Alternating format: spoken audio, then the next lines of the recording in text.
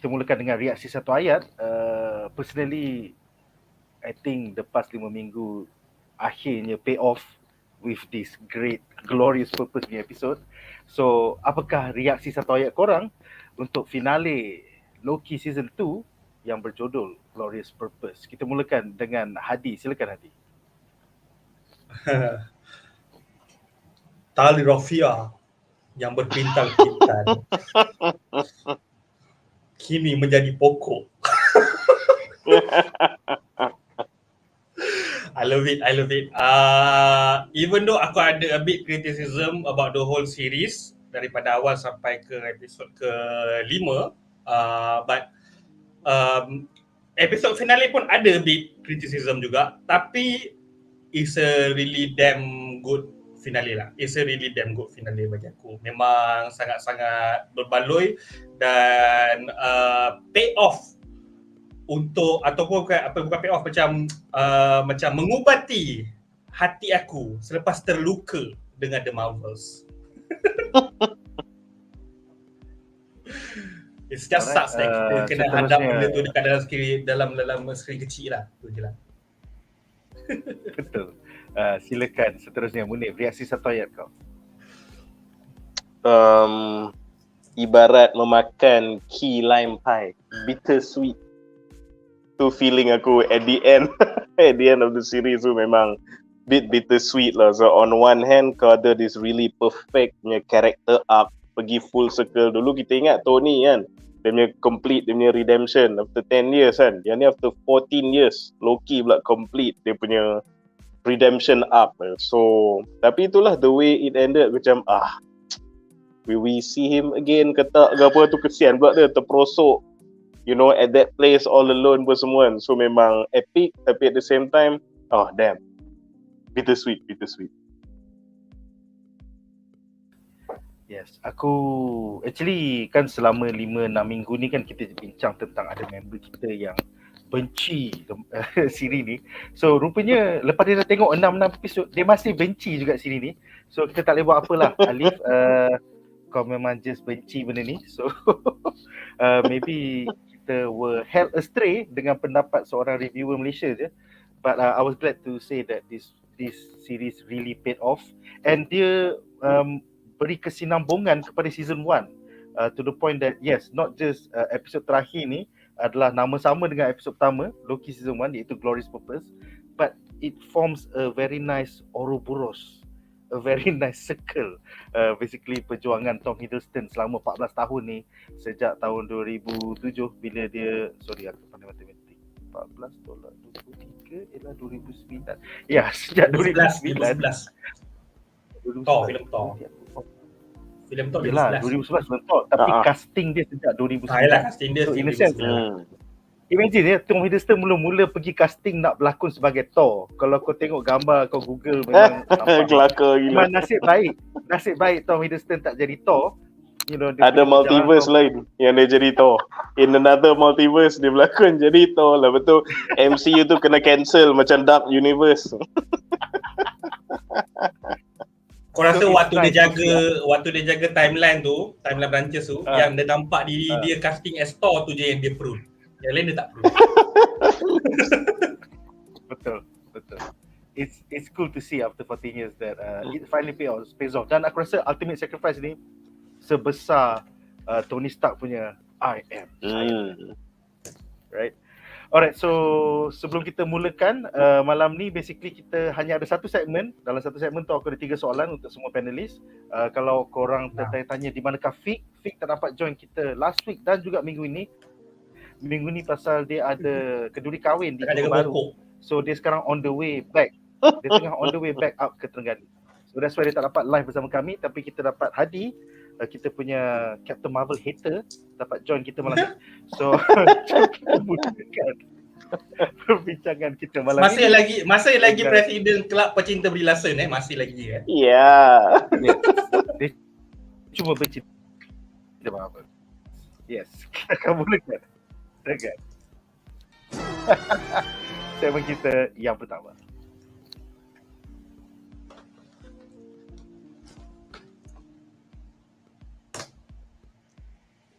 penting. Aku hanya nak bincangkan 3 soalan penting ni. Dan semua soalan korang aku akan bacakan at the end of this segment. So ini adalah format baru ya, di mana I think the first 30-45 minit hanyalah aku berbincang dengan panelis. Kemudian the next 1 jam selepas tu bila dah tanya semua soalan kepada panelis, aku akan baca soalan korang pula untuk panelis. So aku akan pilih hanya soalan-soalan yang on topic ya. Kalau kau tanya pasal movie lalu, aku jawab. Pertama untuk segmen ini adalah tentang YGGDRASIL, iaitu di mana at the end tu kita nampak bahawa dia berubah menjadi YGGDRASIL. Tapi sebelum tu Hady, kalau kau boleh mainkan video yang aku dah upload tu, aku agak laggy malah ni. So kalau kau cuba mainkan, silakan di bawah video clips. Bawah video clips, bawah countdown. Oh, okay. Bawah video clips. Alright, silakan. Okay. Ready, 1, 2, 3. No, you took me for a purpose. What was it? Tell me! Only one of you can ascend to the throne, but both of you were born to be kings. You're missing the point. There's no throne. There is no version of this where you come out on top. I am Loki of Asgard, and I am burdened with glorious purpose. For you! For all of us. No, Loki. What is that? My father explained it to me like this, that your world is one of the 9 realms of the cosmos, linked to each other by the branches of Yggdrasil, the world's tree. Now you see it every day without realizing.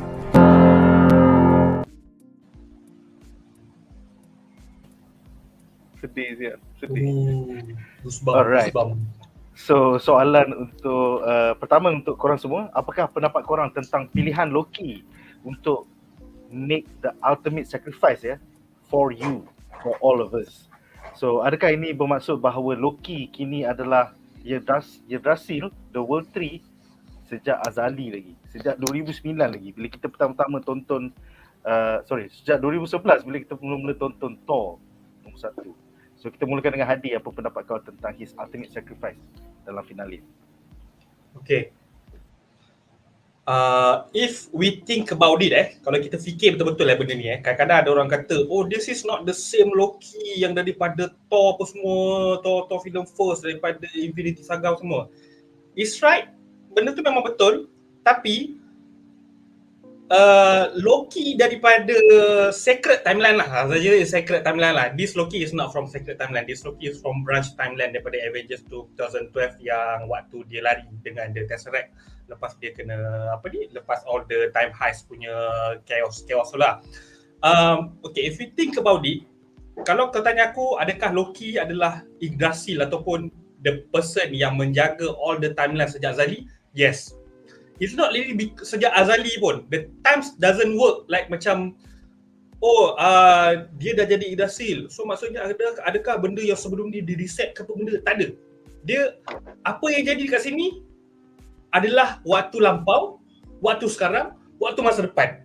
Semuanya dalam waktu yang sama. Everything is in the same time. Dia terjadi.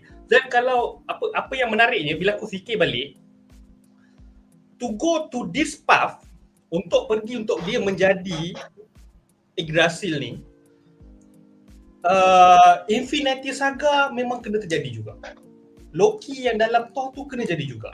So Loki yang dalam Infinity Saga yang mati di tangan Thanos memang kena jadi juga. So in a way Loki dalam Sacred Timeline kena mati untuk Loki dalam Branch Timeline menjadi Yggdrasil. Kalau kita fikir benda tu secara teliti lah senang cerita kan. Sebab tanpa Infinity Saga, they will never have a multiverse saga. Sebab daripada Thor, dia dah set up kan tentang the Tesseract. Tesseract is an Infinity Stone, Space Stone kan, one of the Infinity Stones. Dan benda tu set up for the whole Infinity Saga sampailah membawa kepada Infinity War. Waktu dalam Infinity War, Loki mati, and then disebabkan Loki mati, menguatkan lagi azam Thor supaya dia boleh membalas dendam kepada Thanos, sampailah jadi Endgame, bila mana dalam Endgame Thor dan juga Avengers yang lain-lain semua perlu membunuh, perlu membalas dendam, dan cara diorang nak balas dendam, cara diorang nak avenge is diorang kena patah balik ke masa lampau, iaitu waktu scene time heist. Tanpa scene time heist, takkan terjadinya Loki branch timeline. Takkan wujudnya Loki branch timeline ni. That's why very critical waktu awal-awal scene dekat dalam Loki season 1 episode 1, bila Loki ni di prune, Ravonna kata, oh sebenarnya time heist tu perlu jadi sebab untuk sustain the secret timeline. Tapi kau tu yang tak patut wujud. Sebab apa? Sebab there's ada dua ideologi tau. Satu adalah Loki punya ideologi yang mana dia kata dia kena jaga semua timeline. Satu lagi adalah He Who Remain punya ideologi is that dia kena jaga secret timeline saja. Dia tak peduli all the other timelines. Sebab all the other timelines will release all the other variants, Kang variants apa semua tu. Dia nak secret timeline supaya secret timeline sentiasa akan pergi ke satu ending saja, iaitu ending waktu end of time dia dekat atas throne. Tapi Loki tak boleh. Loki kata dia nak jaga semua timeline sebab all timelines ada life. Semua ada kehidupan, semua ada ending masing-masing. Tapi disebabkan ada ending masing-masing, multiversal war akan terjadi kalau ada timeline-timeline, branch timeline yang lain. So that's why ada dua ideologi. Kenapa dekat dalam Loki season 1, Ravonna kata Loki kena prune. Sebab dia kata time heist perlu terjadi sebab time heist ni adalah reason kenapa secret timeline adalah secret timeline. The pathway to He Who Remains menjadi raja di penghujung end of time. Tapi Loki, kewujudan Loki itu sendiri pun in a way sebenarnya menakutkan He Who Remains juga. Kenapa dia nak sangat prune Loki? Sebab apa? Kalau Loki tidak di prune, Loki dibiarkan saja, dia akan ke arah ni this one lah, YGGDRASIL. Dia akan jadi YGGDRASIL, dia akan menjaga semua timeline and all the multiversal war semua akan terjadilah. That's why aku kata, kalau tanya adakah memang ditakdirkan, it's really nice. Aku tahu dia orang set up ke apa benda ni daripada awal, daripada since Thor 2011 ke apa benda ke. But if kalau bukan sekalipun, the writer dalam Loki ni, of course dia akan nampaklah diorang buat research. There's a different writer yang buat research dengan writer yang tak buat research. Dia buat research, dia tengok balik all the Loki punya portrayal daripada Thor 2011, and this Loki is still the same Loki daripada Thor 2011. Dia still cakap all the benda-benda tu, burdened by a glorious purpose, for all you guys, apa semua dia cakap, apa yang dia cakap, it's the same. Apa yang tak samanya dia Loki branch timeline ni dengan Loki secret timeline is the ending of Avengers, film Avengers 2012, yang mana Loki dalam tu ditangkap bawa ke Asgard, tapi Loki yang branch timeline ni tak dapat melepaskan diri. So yeah, in a way kalau nak kata memang ini dah dia memang dah menjadi YGGDRASIL tu, dia dah menjadi seorang Loki yang menjaga semua timeline sejak daripada awal lagi. Sebab kalau tidak, tanpa Loki ni, kita takkan dapat what if, kita takkan dapat Doctor Strange, kita takkan dapat all the other multiverse punya story ke apa ke. Kita hanya akan dapat the secret timeline yang mana daripada startnya Infinity Saga sampailah ke penghujung bila sampainya waktu dekat He Who Remains. So okay, itulah aku punya sejak azal lagi. Okay, silakan seterusnya Munif, pendapat kau tentang the ultimate sacrifice that was made by Loki to stop the time loop. Silakan. Ya ni tu lah, aku ada few thoughts lah pasal this crazy punya revelation lah bagi aku. Sebab terus terang cakap masa the final macam 10 minutes or so tu aku macam what's gonna happen, apa benda, what are you cooking, what's going on kan. Aku dah macam fikir macam-macam dah, and last kali bila tengok, oh damn, jadi dah YGGDRASIL imagery tu macam oh my god. Memang you know, aku rasa kalau ada yang sebut pasal YGGDRASIL pun tak ramai kot, even bang content creators pun tak ada siapa sangka yang they can culminate into this visual, to this ending kan. Tapi untuk membincangkan this particular point untuk segmen ni, aku nak highlight few things lah. Number one, pasal kita banyak berteori kan. So like episod-episod lepas aku pernah keluarkan satu teori yang aku rasa He Who Remains punya goal is that dia nak berada dalam superposition tau. Meaning dia nak inhabit everything everywhere all at once kan. Tapi teori tu separuh betul sebab instead of that happening to He Who Remains, benda tu jadi pada Loki sebenarnya. So the plan for He Who Remains is not dia yang jadi everything everywhere all at once, but it's for Loki to jadi everything everywhere all at once untuk dia boleh keluar from the loop that he is in. So which leads to another theory yang aku sebut juga before this is that Kang menang sebab TVA tu macam kalau kau main video game, that's a safe punya checkpoint now. Kau kalah kau boleh reload balik tu, kalah boleh reload balik situ. So walaupun TVA at the end of time tu menjadi dia punya kunci kemenangan, kenapa dia dapat defeat the other variants, tapi at the same time dia tak dapat conquer sebab he stuck there in that loop. So bila kau gabungkan dua implications one of the things yang tak ramai orang sebut is that yes, Loki punya sacrifice is satu, but it also means He Who Remains menang. Dia dapat apa dia nak last sekali. Actually, dua-dua orang dapat apa dia pun nak. Sebab Loki nak prevent the destruction of the multiverse, the destruction of kawan-kawan dia. So sebab tu Loki sanggup ambil beban tu untuk ensure the multiverse can grow healthily. Tapi at the same time, Kang pun, He Who Remains pun dapat apa dia nak lah. Dia nak berambus dari situ to conquer. Dia nak keluar from the loop. So looking back, dua-dua dapat apa dia pun nak, aka He Who Remains pun menang actually. Okay, so yang tu pasal the mechanism of it lah. Tapi the other interesting part yang aku nak sebut ni pasal Yggdrasil tu. So the first time that imagery pokok tu keluar and semua orang tengok and start orang post spoilers pasal semua duk screenshot, tunjuk video gambar pokok ni keluar kan, memang dia menjawab banyak soalan satu, tapi dia pun melahirkan lagi banyak teori and speculation about what's going on dan apa jadi pada Loki, what does this mean and what does this mean for the multiverse, what does this mean going ahead in the MCU, or what does this mean for Loki himself. So pada pendapat aku, what happened here is that memang he sacrifice lah, macam aku cakap, untuk ensure the multiverse tu boleh tumbuh naturally and selamat and healthily, instead of He Who Remains cara sumbat semua dalam loom, lepas tu duduk langgar each other, meletup, secret timeline reset balik, yang lain nak jadi apa, pergi mampus orang kan.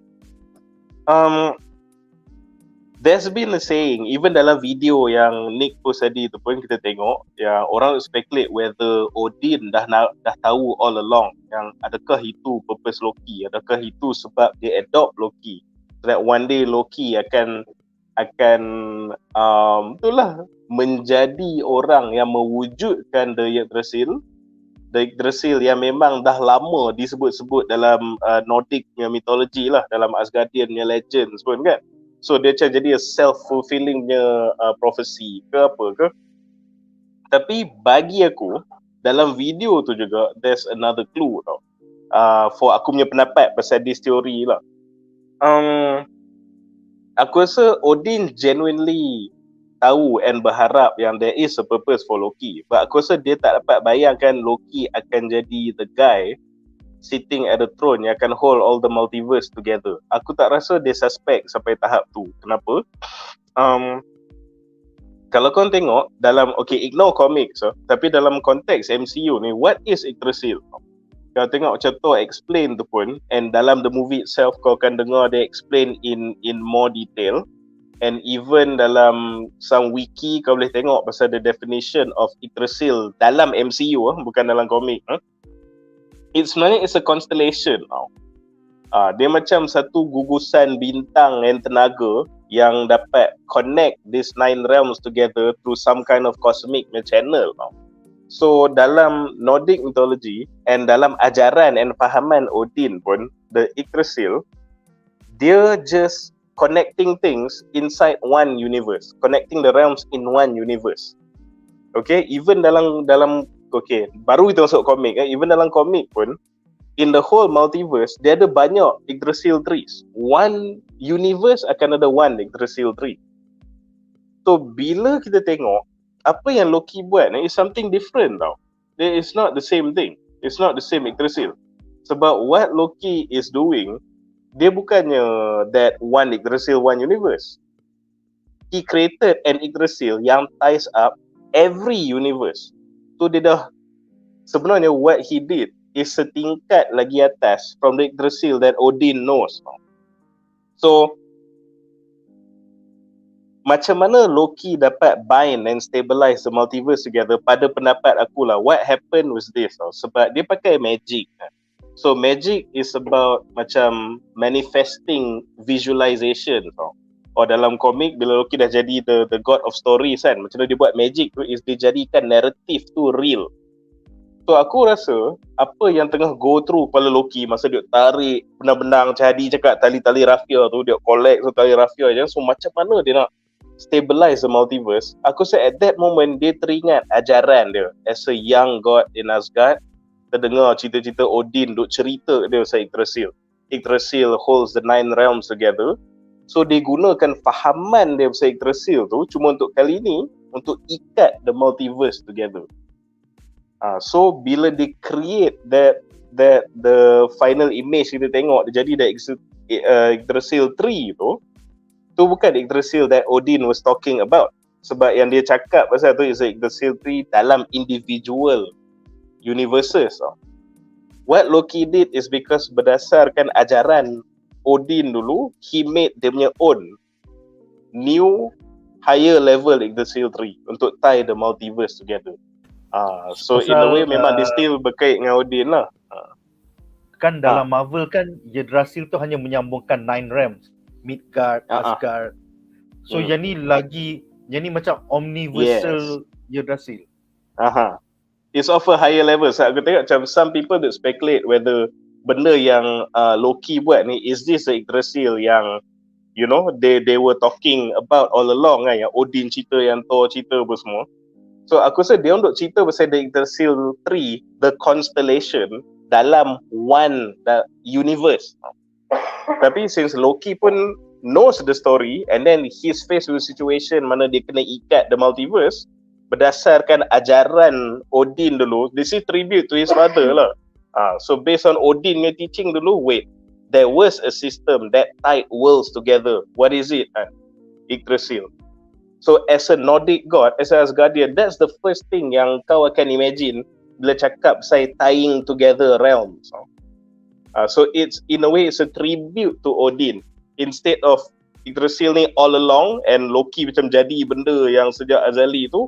Aku rasa it's more to dia bagi tribute to dia punya father and dia punya Asgardian origins, and this is the best thing yang dia boleh visualize at that point of time tengah cemas tu is to go back to what he knew, his childhood about the Yggdrasil tree. So bagi aku macam dia agak poignant, dia agak adds to my bittersweet punya feeling jugalah bila nampak the Yggdrasil. That was what I thought about lah.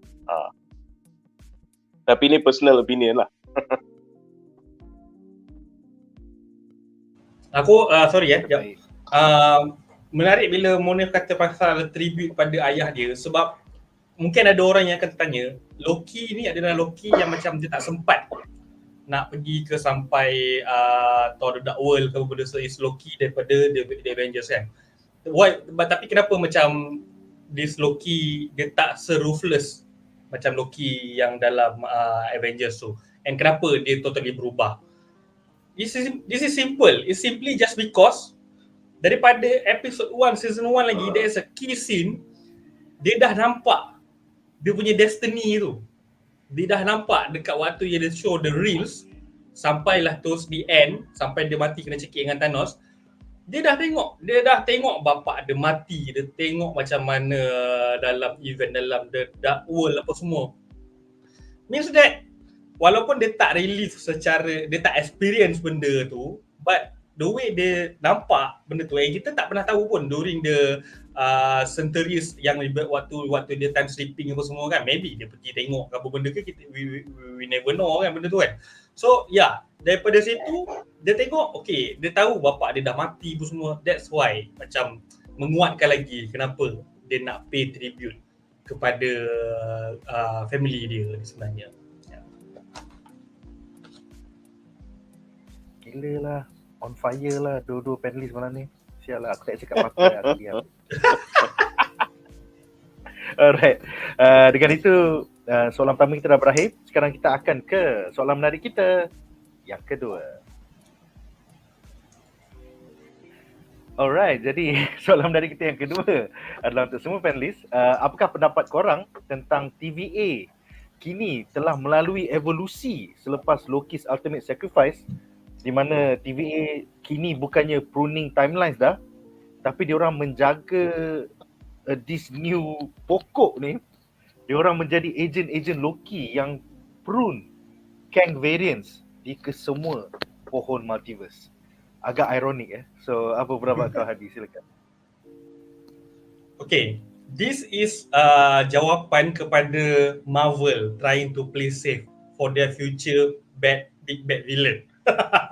Kenapa aku cakap macam tu diorang boleh untuk this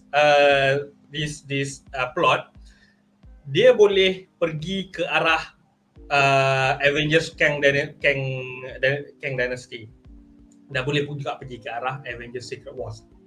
Tapi perlu diingatkan dalam ni macam mana dia cerita pasal He Who Remains variant dekat dalam adjacent realm of 616. That is an event dekat dalam Ant-Man and the Wasp Quantumania. How dalam tu sebenarnya kita dah expect that is the big bad Kang. Itu adalah Kang Prime. Itu adalah Kang yang akan wujud di dalam Kang, dalam Avengers Kang Dynasty. Tapi dalam ni he is just in a piece of paper je. Not that important pun. Sampai dia kata kita tak perlu prune pun dia. Dah settle sendiri dah. Ant-Man dah settle kan. Semut settle kan. Semut settle kan. So adakah ini, dia ada satu persoalan kan. Adakah ini merupakan satu jawapan yang sebenarnya memang betul Marvel agak cuak dengan Jonathan Majors punya isu sekarang. So diorang just macam kata, okay, ni kita punya backup plan je. Kita letak sini, if anything happen to Jonathan Majors, kita terus kata, okay, dalam siri LOKI kita dah cakap kata kita prune all this Kang. So this Kang from Jonathan Majors yang Kang Prime ni pun dah di prune. Okay, bye-bye. Kita ambil big bad lain. Dr. Doom, hi Dr. Doom. There's a possibility. Kita tahu macam MCU memang sekarang ni in chaos, memang dia boleh buat macam-macam benda yang diorang nak. But again, aku suka benda ni because this is interconnect dengan Ant-Man and Quantumania. How Ant-Man and Quantumania interconnects dengan siri LOKI. Bila dekat credit scene Quantumania ada scene LOKI, dan dalam siri LOKI ada pula scene tentang Quantumania. Dan benda tu macam they can go two ways lah. Adakah macam memang betul? So maksudnya macam kalau Kang ni macam senang-senang jadi musnahkan ke semut, so maksudnya adakah akan ada lagi Kang lain sebenarnya yang lebih prime lagi? Bagi aku sebenarnya tak lah. Bagi aku sebenarnya that Kang is still the Kang prime lah. Kalau macam memang betul-betul diorang nak go forward with Jonathan Majors as a big bad, so aku rasa diorang akan follow diorang punya original story, how Kang yang dah di banish, yang di banish tu akan menjadi satu threat yang besar, bukan hanya kepada Avengers tapi juga kepada Kang-Kang yang lain. And perlu diingatkan juga dalam ni Mobius ada bagi tahu bila B15 cakap dengan dia, so far dia tahu tak pasal TVA. Nasib baik so far dia tak tahu lagi. I mean like what going to happen kalau dia tahu pasal TVA? Dia tak akan pergi attack Avengers dulu. Dia akan pergi attack TVA dulu. Dia akan conquer TVA dulu.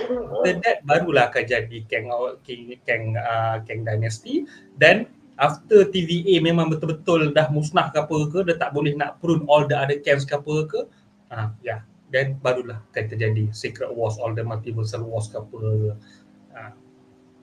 Right. Alright, seterusnya silakan Munif. Apa pendapat kau tentang TVA subverted to now go after Kangs instead of branching timelines? Silakan.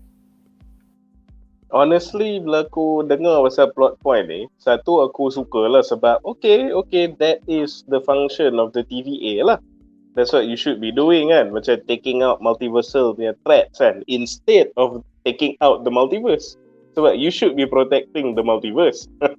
Bukan prune the branches kan, but the dangers within the branches. So kali ni kau dapat a TVA yang more in line dengan dia punya comic punya story lah, so to speak. Cara dia buat operasi tu. Cumanya based on the TVA yang kita dah tengok dalam Loki season 1 and 2 ni, aku risau sikit. Sebab how the hell are you going to deal with a Kang variant yang hostile lah? Itu soalan aku. Sebab kalau kau tengok dia punya manpower, dia punya shock troops, so dia ada dia punya Minuteman kan. So the TVA ni is dangerous sebab kalau kau tengok masa Loki season 1 dulu, masa dia berkas Loki, dia datang dengan portal, dia letak dia punya chrono bomb situ, berambus and terus kena prune. So kau Thanos ke, kau Celestial ke, kau Kang ke dalam timeline tu, kau tak sempat mengucap, mati terus. So but now kau ada this pacifist yang polisi, kau tak nak take out or prune a whole timeline. So kau kena engage that Kang directly with your Minuteman kan. So aku ni pun is a guy yang selalu concern pasal power scaling dalam comics ke, dalam movies ke, all the same. So aku fikir, you know, your Minutemen are just basically regular people yang dah kena brainwash, taken from the branching timelines, kumpul dalam TVA to serve a greater purpose. You have your pruning device and you have your, you know, chrono punya cage, you have your tempad boleh buat macam-macam punya time punya things apa semua kan. Yeah. So what I'm trying to say is that the TVA is harmless in the face of a hostile Kang. And the one thing yang buatkan TVA dangerous is their mastery of time, which is literally made for Kang untuk conquer and overpower tau. So dia pun time based. So and then the only advantage you have is satu, kau dok prune timelines in the first place without engaging specific threats. But kau dah tak nak prune the timelines, what are you gonna do? And kalau lah kau nak pergi the way of Minority Report kan, maybe kau tengok okay, this baby Kang dalam universe 252 ni in a few years akan jadi asshole, akan time travel and ruin shit. Are you gonna prune the baby? Or are you gonna, kan, Minority Report je ethical punya question kan, how you incarcerate someone yang tak commit lagi the crime? And then it goes back to become an ethical issue again lah, which is the reason why kau tak prune the whole timeline in the first place. So dia very complicated tau, aku fikir. Sebab macam mana dia pernah deal with a hostile Kang, tapi nak jaga ethics tau. Bila lawan an overpowering force ni, kau ada ethics, susah. You will never bunuh dia before he commit the crime. You'll never bunuh infant dia. You will never sacrifice dia punya branch. I think kalau kau ingat cerita Mobius dengan Ravonna tu, Ravonna was bloodthirsty enough to kill the kid. Mobius wasn't. Remember? Kan dia ada beritahu. Betul. Yeah. Betul, agreed. But that was when the TVA was effectively doing the job. Bila mereka tak ada ethics. But this is a new TVA. Mereka ada ethics lah. They have to face Kang head on. And they will not survive that battle. Unless, benda ni lah yang membuatkan dia jadi interesting. Unless, again, kalau kita source some potential answers from the comics, dalam komik aku ada TVA memang ada license untuk take out timelines. Fine. TVA dalam Loki will not do that. Tapi the other thing the TVA regularly buat dalam komik apa tau, is the source contractors tau. Which is the hire dangerous time travelers juga, multiversal beings juga untuk tolong buat kerja dia. And they have worked with Kang many times pun the TVA dalam komik. So boleh jadi tak, again spekulasi, the TVA could be a vehicle to introduce say an Iron Lad ke apa, a good Kang yang actually akan tolong head on deal dengan dia punya variant. Aku rasa sebab kalau the Minutemen saja, mati dia orang. Macam mana dia nak one on one with a with the Kang kan?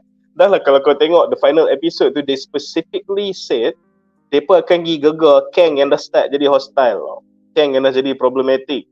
They're not gonna go to Victor Timely tak.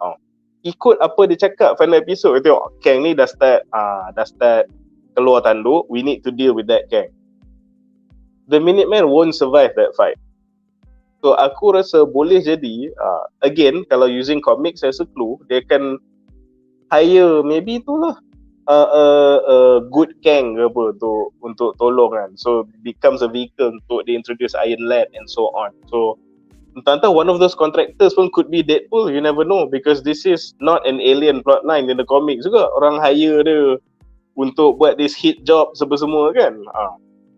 So itulah that really opens up bagiku many interesting questions for me lah.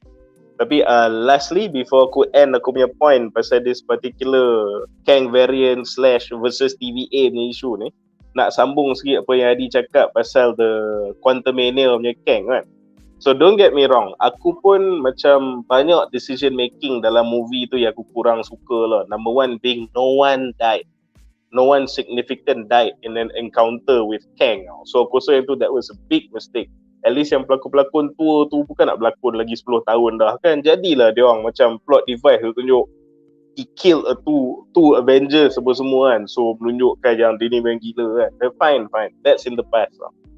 But in defense of Quantumania Kang, aku kena cakap juga, one thing yang ramai orang lupa is that Kang was in a very, very big disadvantage. Number one, dia kena exile. Dia sangat-sangat depowered. Dia tak ada full access to dia punya tools, dia punya army, dia punya apa semua. And kenapa dia kena exile into a quantum realm? Sebab a quantum realm is a realm without time. Meaning dia tak boleh pakai full dia punya time powers. Sebab tu dia tak boleh, semut-semut datang dia tukar balik semua semut tu, devolve korang balik berapa tahun lepas. Tu pijak kau seko-seko. Sebab it's in the quantum realm. It's a realm without time. How can you manipulate time in a realm without time? So dia, number one, orang lupa, dia sangat-sangat depowered, gila-gila babi, the quantum realm. The second thing yang orang forget, everyone survive and kononnya dapat beat this Kang is because you were lucky he was desperately focused on leaving the quantum realm. He wasn't focused on killing everyone. Kalau kau tengok banyak kali dia boleh bunuh dia sekali, dia nak lari pergi ke portal lah. Dia nak masuk portal, dia desperately nak pergi ke portal lah. And time tu lah orang lain duk ambil peluang, duk belasah dia, duk sepak dia masuk dalam dia punya chrono engine lah apa semua. A Kang yang dapat control time, a Kang with his full machineries and army, and a Kang focus on killing you and your world will be completely different than what you saw in Quantumania. So for all the criticism that Quantumania Kang kena, kau kena ingat dia sangat depowered and he didn't care about killing you guys pun. Dia nak belah dari situ. Kau duk take advantage, duk balon dia, duk kacau dia as he's just trying to leave the place. So tu in aku punya defense of Quantumania Kang lah. But I like what the TVA set up, what Loki 2 did is that, you know, okay fine, semua rasa Kang tu underwhelming. So, memang dia kata this is a Kang that the TVA pun tak handle. Kita dah handle sendiri, tak apa kan. What about the other Kang yang TVA dah ada case file and tengah fikir macam mana nak address. So the threat of Kang is still there, it still remains great now. So to the fans, you should still be hyped for Kang. But to Marvel Studios, the Marvels is yet another movie yang has nothing to do with Kang.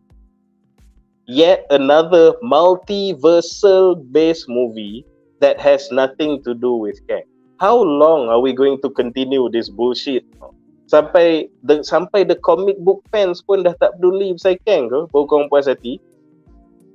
So whatever the movie yang nak keluar selepas The Marvel tahun depan ke what have you ke, kalau tak ada juga sentuh our big bad punya presence or effect paling kurang in the greater continuous story, aku honestly tak tahu nak kata apa. Aku je kau ingat video yang Nick tunjuk tadi kan, yang Loki jerit tell me, tu aku tengah jerit kat Marvel Studios kan. What's the plan? Tell me. Dia jawab senang je bro. Nama saga ni multiversal saga ya, bukan The Kang saga ya. So sorry Kang. Itulah. Alright guys, so dengan itu berakhirlah segmen ini dan kita akan ke soalan menarik kita yang ketiga. Jadi soalan menarik kita yang terakhir untuk segmen ini adalah tentang MCU Phase 6, sama ada kita akan tengok Avengers Prime atau tidak. So soalan aku untuk semua panelis, apakah pendapat korang tentang spekulasi bahawa Loki at the end of season finale season 2 ni mirip bagaikan the strongest hero di Marvel Comics as of tahun 2022, iaitu Loki, protector of Avengers Tower at the end of time, also known as Avenger Prime. Adakah Loki yang kita nampak at the end of season 2 ni bakal menjadi penyelamat MCU Phase 6 ketika Avengers Secret Wars nanti by recruiting multiversal Avengers across time and space, seperti yang telah dilakukan oleh Avenger Prime di halaman Marvel Comics tahun lepas. So untuk yang ni kita mulakan dengan kaki komik kita dulu. Munif, silakan Munif. Okay, it's interesting sebenarnya for Loki season 2 ni, kalau kau tengok, dia actually combine kan the stories of two of the most overpowered Lokis lah. Sebab dia punya build up or macam mana dia end up jadi this powerful multiversal being, that story tu and the whole of Loki season 1 and 2 lah sebenarnya heavily inspired daripada the God of Stories or daripada the Agent of Asgard punya run lah. But the end result nampak gaya memang jadi the Avenger Prime punya character. So it looks like macam the Loki we see like MCU ni is a combination of those two overpowered Lokis in origin and in final product lah. Okay, so what I have to say pasal Avengers Prime is that aku sangat happy if that is the direction they're going, or by looking at it. What is Avenger Prime? Okay, so before aku proceed lah dengan ulasan aku ni, a bit of introduction. Okay, Avenger Prime dia bukan 616 punya Loki lah. So he starts off as a Loki from a different multiverse. Aku no way aku akan ingat the numbers lah. Tapi daripada Earth whatever lah, tak ingat. So daripada dia punya universe tu, dia punya Thor mati masa budak-budak lah. That is the big difference. Sebab dia macam Thor dia, tengah practice nak pakai Mjolnir, lepas tu tak boleh control, terbang sampai masuk lah matahari. So dia punya Thor dia memang mati bodoh and mati muda.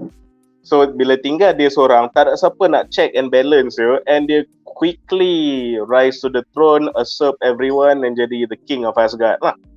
So bila dia dah dengan senangnya rule, memang tak ada cabaran sebab Thor tak ada, semua benda dia buat, so memang plan dia semua menjadi, dia dah sit on the throne. So lama-lama dia bosan tau. So bila dia bosan, dia pun dah gana macam banyak gila magic lah semua. So dia dah basically dah assume the role of all father dalam dia punya world. So then they start tengok Yggdrasil, then they start notice ada other worlds, other multiverses. So dia saja pergi melawat dia punya variant. So dia tengok other versions of Loki, tanya dia orang, korang, what's your story? Ada benda yang lagi menarik tak jadi kan? Aku ni, it's lonely at the top lah, macam tu. Seriously bosan ni, takkan for eternity macam ni kan. Ada cabaran tak? Ada benda jadi tak? Apa semua kan. Tapi yang kelakar si Loki Bahlul bila ditanya semua dia punya variant, most of the variant says the same thing, which is we will become the reason that this bunch of Midgardians tubuhkan the Avengers, and that will jadi duri dalam daging kita for so long. So congrats to you, kau menang, hidup ke aman damai, but ours is a living hell sebab kita create our own worst enemy, the Avengers. So bila this Loki Avengers, okay, dia kata tu one more cabaran yang aku kena handle lah, okay, no hal. So dia excited, dia ada benda dia nak buat ke ni. Tapi again, dia terlalu powerful dan dia terlalu efficient. Ni so sebab Thor tak ada dia macam free reign kan. So dia berjaya untuk stop, dia buat macam je bunuh itulah, sabotage inilah benda semua, sampai Avengers dan dunia dia tak sempat nak form pun, tak sempat nak wujud. So bila jadi macam tu, then the side effect yang dia tak perasan is that all the villains yang the Avengers akan tackle, all the Avengers sepatutnya tackle, dia kena handle sekarang. Sebab tak ada Avengers, so dia kena lawan Thanos dengan Infinity Gauntlet, dia kena lawan Galactus, dia kena lawan Celestials, dia kena lawan dengan Red Skull yang in possession of a cosmic cube at once, dia kena lawan Gore, the God Butcher, so semua dia terpaksa handle. And bila dia kena handle seorang-seorang, sebenarnya in a way baru Loki dapat tahu, you know, how potentially strong he could be, you know. So dia actually gather magic, dia guna Eye of Agamotto, dia fuse dengan diri dia pun semua, dengan tu macam dia power diri dia dengan forbidden magic pun semua ni. So dia dapat beat all the threat, tapi at the same time dia jadi terlalu powerful and dia lawan things yang too powerful. What happens dia punya universe habis, tak ada orang. They end up destroying everything sampai tinggal dia seekor je. So boleh tinggal dia seekor je, dia macam shit, macam what was all this for kan. Dia pun teringat abang dia Thor yang mati dengan bodoh waktu kecil termasuklah matahari. So dia pun pergi buat the same thing sebab dia malas nak hidup. So bila dia pergi buat the same thing, dia lepas dia mati, dia end up reincarnated kat tempat ni yang orang panggil the God Quarry. So the God Quarry ni is dia dalam comics, this is the part of the universe yang outside of time. Okay, ni so multiverse benda semua, dia macam TVA lah, tapi macam lagi jauh lagi. Dia macam at the edge of everything, at the beginning of nothing. So God Quarry ni is tempat apa? Dia kubur apa? Dalam last episode, kalau korang ingat, aku pernah bercerita pasal kosmos. So bila kita cakap pasal kosmos ni, every multiverse yang pernah wujud, dia akan panggil satu kosmos. And bila multiverse tu hancur, a new multiverse akan muncul. Okay, then what happens to that multiverse yang dah mati tu? Multiverse yang mati tu akan pergi to the God Quarry. Dia akan tertanam kat situ. So dia jadi macam kubur multiverse. Kubur multiverse, and later dia akan jadi kubur God. So mana-mana beings yang God level, yang celestial beings, so kalau mati, dia pun akan bersemadi kat situ, dekat the God Quarry. So sebab Loki ni dah jadi overpowered sangat, so dia ingat bila dia mati habis lah. Tapi sebab dia pun dah basically jadi a multiversal being, bila dia mati, dia end up reincarnated kat God Quarry tu. So dekat God Quarry tu pula, dia macam ada guardians lah kat situ. So dia macam bagi tahu Loki yang kau dah buat banyak kerosakan, you destroyed your universe, jangan ingat kau boleh suicide to get out of it easily tau. Sekarang kau dekat God Quarry, kau dapat role baru, you will protect this place, jadi the guardian of this place forever. So kenapa dia jadi Avengers Prime tu? Sebab ni lah sumpahan dia. While dia bersungguh-sungguh stop the Avengers daripada dunia dia, daripada wujud, he ends up at a place where dia kena end up summon teams of multiversal Avengers untuk protect God Quarry tu. Dia end up kena protect tempat tu. Kenapa? Sebab ada multiversal threat yang nak pergi juga ke tempat tu. So macam kata, tempat tu is where gods and multiverses yang mati akan berkumpul situ. So tempat tu is memang penuh dengan unimaginable energy and macam benda yang kau boleh manipulate lah untuk jadi a very dangerous multiversal being kan. So nanti ada Mephisto lah, Dr. Doom lah apa, you have all these shoddy characters yang nak pergi ke God Quarry tu ke, and nak ambil kuasa daripada multiverse and gods yang dah mati kat situ. So Avengers Prime aka Loki, dia punya redemption is that sekarang kau kena jadi guardian tempat ni for all time always. Situ dia punya similarity. So okay, so aku rasa that explains lah what the Avenger Prime is. And one of dia punya famous traits is memang dalam nak lawan the multiversal threat, so memang dia akan summon lah Iron Man dari dunia ni, Captain America dari dunia ni, apa semua kan. So benda ni directly links to aku punya pendapat pasal apa, bila when Loki season 2 nampak gaya macam dia tengah set up Avengers Prime, aku sangat happy. Kau tahu kenapa? Not for reasons that you guys would expect tau sebenarnya. I am happy with this direction pasal aku rasa dia akan link balik dengan teori aku pasal MCU Phase 4. Okay, let me start. We know MCU Phase 4 is generally not well received. Okay, kita tahu MCU Phase 4 ni lagi banyak orang tak suka dari suka, especially the TV series. And for my part, aku sangat tak suka dia punya disjointedness, dia punya lack of connectivity. Kau ada Shang-Chi buat kerja dia, Eternals ada Celestial besar terjojol dari bumi, no one gives a shit. Lepas tu macam semua benda tak ada kaitan dengan each other kan. Aku dulu pernah berteori yang kenapa kita tengok seluruh Phase 4 ni tak ada berkaitan and we think it's bad. Tapi sebenarnya dia tak ada berkaitan because that is literally what it is. Dia memang tak ada berkaitan. Sebab Feige dah cakap, Phase 4 is a multiversal saga. Aku rasa apa yang kita tengok sepanjang Phase 4 ni yang tak connected langsung dengan each other, kita tengah tengok a what if tapi versi cinema. Aku rasa that's what we're watching. The big twist dalam Phase 5 nanti aku rasa dia akan reveal yang none of the things kita tengok dalam Phase 4 tu connected to each other. Sebab dia pun memang dia multiverse lain-lain. The logic of doing that is apa tau? That's when bila kau the Loki yang dah jadi Avenger Prime at the end of season 2 ni, dari situlah daripada Phase 4, okay, andai teori aku betul, seluruh Phase 4 tu multiverse, tak ada kaitan dengan each other. So barulah cun-cun kau ada Loki dalam season 2 ni, dia akan petik dia orang ni from these multiverses untuk lawan Kang nanti. Which is also literally the plot dalam this 2022 punya komik tau. Avengers Prime dalam komik dia ada kumpul ada Avengers juga untuk lawan Kang. It already happened in the comic with the Avenger Prime punya storyline ni. Memang jadi sebiji macam tu. So aku rasa logistically it makes sense yang none of the Phase 4 movies are connected. So baru masuk akal nak buat Loki Avenger Prime ni untuk recruit from these multiverses. Sebab imagine kalau seluruh Phase 4 ni berkait. Imagine kalau seluruh Phase 4 ni berkait. Then kau kena tunjuk macam this Loki tak pasal nak tunjuk ni universe lain, nak intro balik ni universe lain aku ambil ni universe lain aku ambil ni universe lain aku ambil di sini. Dia jadi macam redundant. Dia kau kena buat kerja 2-3 kali tau. What if the whole Phase 4 tu is a what if tapi version cinema.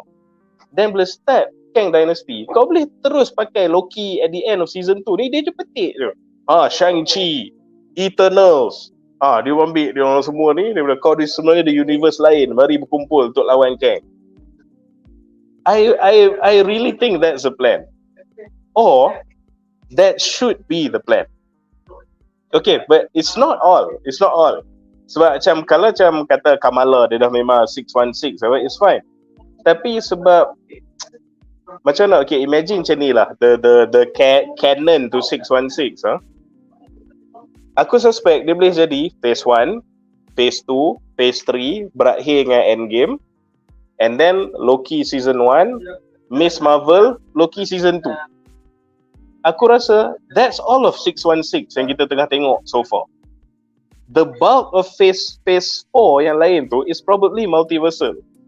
So barulah dia akan tunjuk, itu macam Loki dia season 2 ni baru dia akan recruit Shang-Chi, Eternals, Blade, kau semua mari, barulah kita berkumpul untuk face Kang. Sebab kalau semua ni connected, kata kalau semua phase 4 yang caca merba ni memang 616. Satu dah lah tak best. Sebab memang very kelang kabut, disjointed, and narrative wise sangat ignore Kang lah benda semua kan. Dah lah tak best. Lepas tu, kalau kau nak buat Loki je Avenger Prime, you kena tunjuk another scene yang kena tunjuk, oh dia pergi multiverse tu, recruit ni, recruit this guy, recruit that. Dia jadi macam redundant work. Well, you know, based on the Marvels yang suka buat kerja 2-3 kali, I think this is the MCU that we have. So ni lah dia, tapi betul lah, this is just dia parts teori and parts cadangan pada tu Feige lah untuk aku. Sebab with this teori / cadangan, kau redeem phase 4. Dia punya disjointed tu akan make sense. Kau akan bagi Avengers Prime Loki season 2 ni immediately boleh get into action. So macam it's a win-win. It's a win-win, and literally this story dah ada dalam komik. Dah Avengers Prime punya story, dia kumpul yang multiverse Avengers. One of the things dia buat is lawan Kang. It's there. So itulah sebab tu kata this is teori / harapan. Alright. Seterusnya Hady, apa pendapat kau tentang spekulasi bahawa Loki ni sekarang dah jadi level Avengers Prime macam dalam Marvel Comics tahun lepas? Silakan.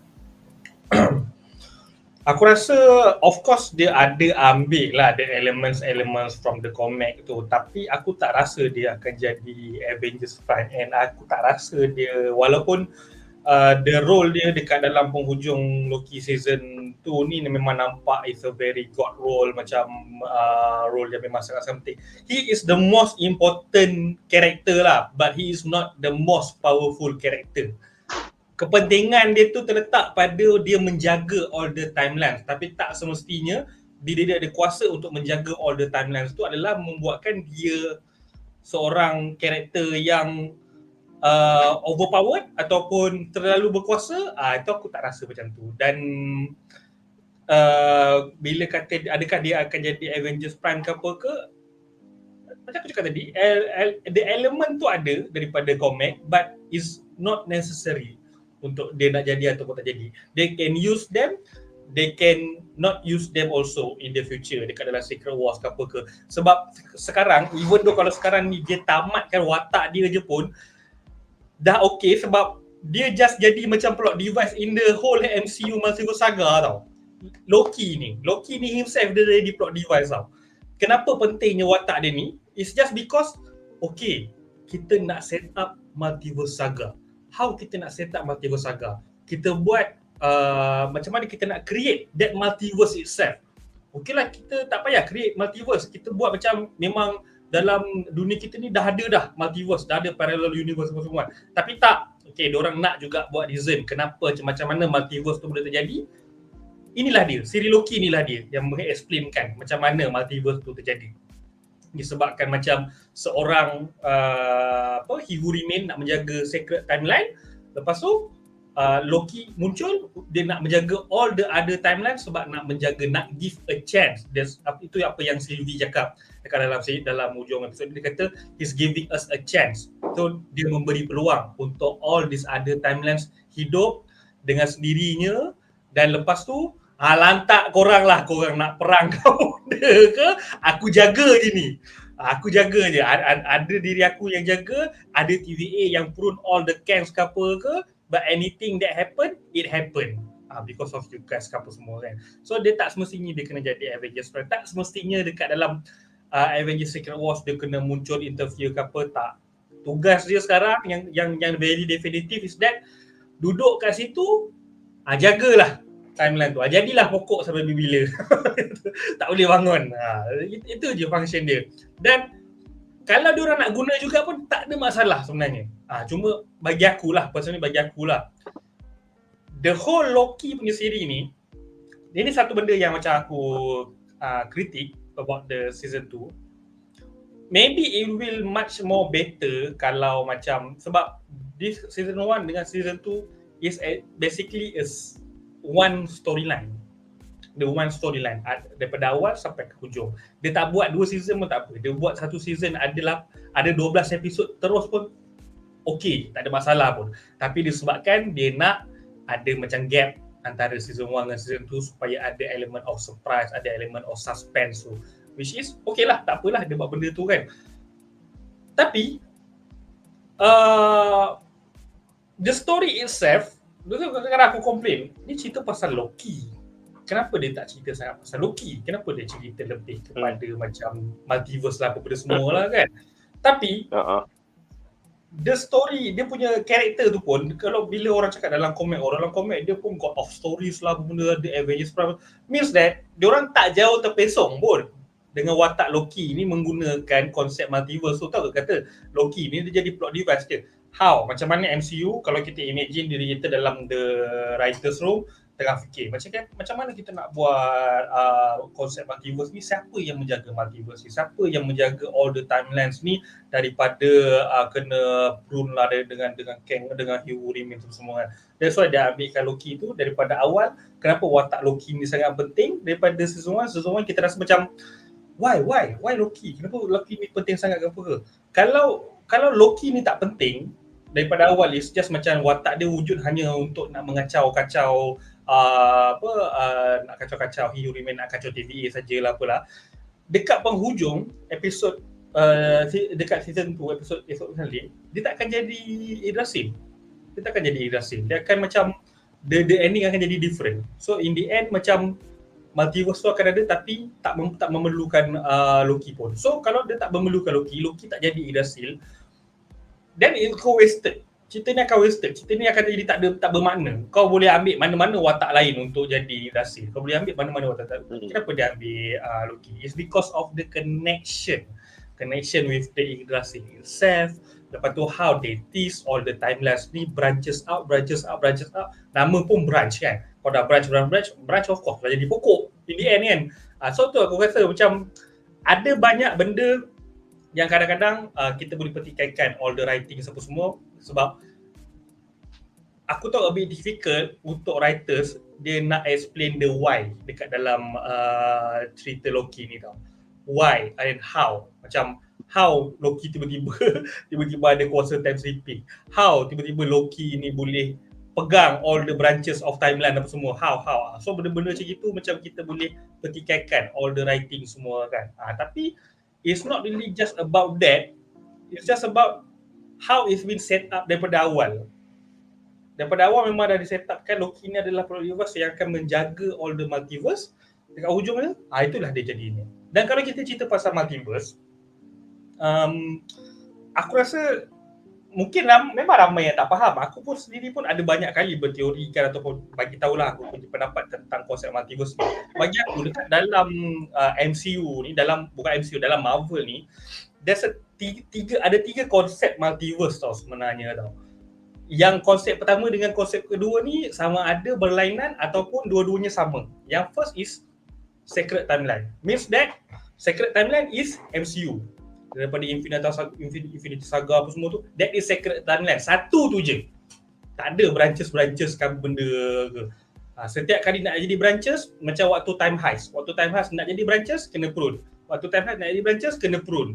Even though macam waktu Doctor Strange tengok the outcome of macam mana nak kalahkan Thanos kan, 14 million. All the 14 million tu kena prune. And lepas tu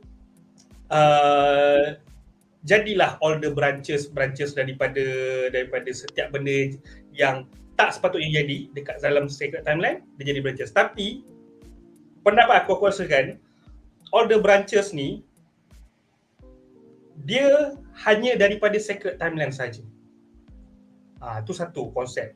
And then another concept, there's a multiple Sacred Timeline, there's a multiple timelines, and that multiple timelines create another branches. Inilah yang kita dapat mungkin daripada multiverse X-Men, multiverse Spider-Man is totally different than the Sacred Timeline. It's totally different than Infinity Saga. Kalau kita tengok dalam siri Loki, all the Loki yang dia jumpa dekat The Void tu, dia jumpa Loki semua tu, all the Loki tu is walaupun different Loki, tapi diorang punya matlamat tu sama.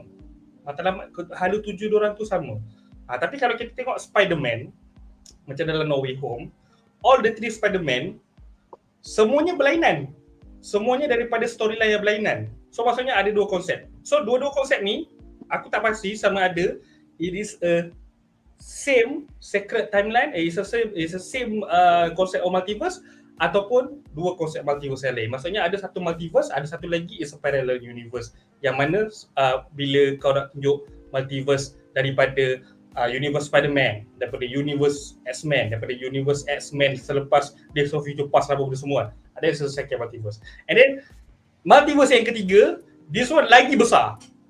This one membabitkan komik, membabitkan games, membabitkan all the whole Marvel punya universe. Dekat situlah bila kita kata macam ada orang confused. Why orang panggil Marvel MCU dekat dalam secret timeline ni is 616. Kenapa dia 616? Padahal sebenarnya kalau dalam konsep multiverse yang lebih besar lagi, kalau dalam database Marvel tu sendiri, 616 tu sebenarnya adalah multiverse yang lain, multiverse yang universe yang dalam komik yang prime universe lah kiranya kan. Tapi MCU is not called 616. MCU is called 199999. So maksudnya konsep multiverse ni dia ada banyak lagi. Dia makin besar. Dia bukan hanya satu. Tapi yang kita fokuskan sekarang untuk MCU ni, is kita tak tekan pada yang 199 ke apa benda komik ke semua tu kita tak tekankan. Tapi kita tekan kepada secret timeline. That's why dia orang very concise, dia orang very macam fokus on this one timeline saja. Sebab kalau dia orang pergi pecah lagi, kau tak akan dapat only this Kang je. Kangnya daripada Jonathan Majors punya Kang je. Tak. Kau dapat Kang yang dari komik lah, benda semua. All the ridiculous Kang semua kau dapat. Tapi dia concise. Dia fokuskan pada satu secret timeline ni saja. Which is bagi aku, okay lah. Nice lah. Dan how diorang nak ceritakan tentang the secret timeline punya multiverse ni, dia menggunakan Loki punya siri sebagai plot device untuk menceritakan tentang multiverse ni. So kalau kau tengok Doctor Strange kan, Multiverse of Madness, bila waktu dia pergi, dia America Chavez kata dia tak ada variant, means that dia dalam secret timeline. Of course dia tak ada variant. Tapi kalau pergi lebih besar lagi, dia ada je variant lain, variant versi komik dia versi yang lain semua. Tapi itu adalah multiverse yang lain lah. Multiverse bukan yang dalam MCU lah, multiverse di luar MCU pula.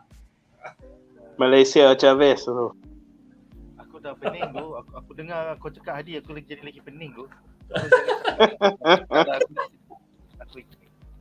Aku tak tahu betul ke tak, tapi aku rasa yang ketiga tu, multiverse tu aku rasa salah. Aku tak sure. No, it's bukan multiverse of multiverse. Sekarang kita cerita pasal secret timeline. Secret timeline is MCU. Yang 616 lah, 863 lah, apa benda semua kan. And then lepas tu kena prune semua tu yang jadi branches, jadi erasin. That is this one yang kita tengah cerita sekarang ni. Yang lagi besar, yang MCU is Earth 199999. That one is MCU yang berada di dalam universe bersama dengan universe lain, macam dalam komik, macam yang untuk game semua. Diorang pun ada nama juga. Untuk all the Earth, it's not Earth 1999. Dia ada MCU, dia ada filem, dia ada game, dia ada komik semua. That one is lagi besar. That's why sebenarnya orang kata kenapa 616? Kenapa macam Iman Vilani dengan Kevin Feige bergaduh kan? Kenapa 616? Sebenarnya MCU bukan 616. MCU is 19999. Sebenarnya apa yang Kevin cakap tu betul. Apa yang Iman Vilani cakap tu pun betul juga. 616 is inside the MCU.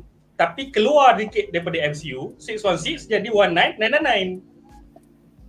Okay, tak nak dengar dah. Saya tak nak dengar dah. Saya tak nak faham. Serius, saya tak nak faham. So, dengan itu berakhirlah 3 soalan menarik untuk semua panelis. Sekarang kita akan ke segmen kita yang seterusnya.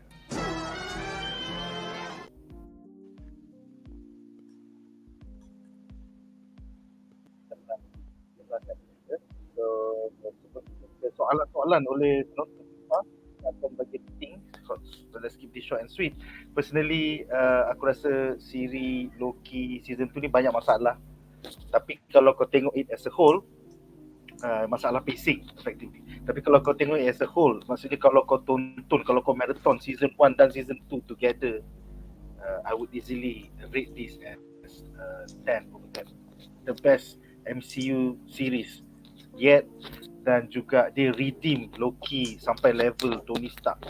So apa pula adalah rating kau untuk siri Loki? Atas kau nak rate as a whole series 1, series 2 ataupun just season 2, silakan. Ya, macam aku katakan, aku sama rasa siri Loki ni ada problem sikit daripada segi pacing. It's great setiap kali dia explain berkenaan multiverse, tapi on the writing, aku boleh nampak the writer struggle untuk explain the whole concept of multiverse dengan the whole concept of Loki punya power. Season 1 is really good because season 1 is like a thriller, it's like a mystery. Tapi season 2 ni dia dah tak jadi berapa misteri sangat, dah lebih kepada macam mission, more on the mission based punya siri. But for the whole first half and second half, maksudnya season 1 and season 2 as a whole, is a really good plot device to set up the multiverse saga. Tapi untuk season 2 ni sahaja, aku boleh bagi rating 8/10 lah. Aku boleh bagi rating 8/10.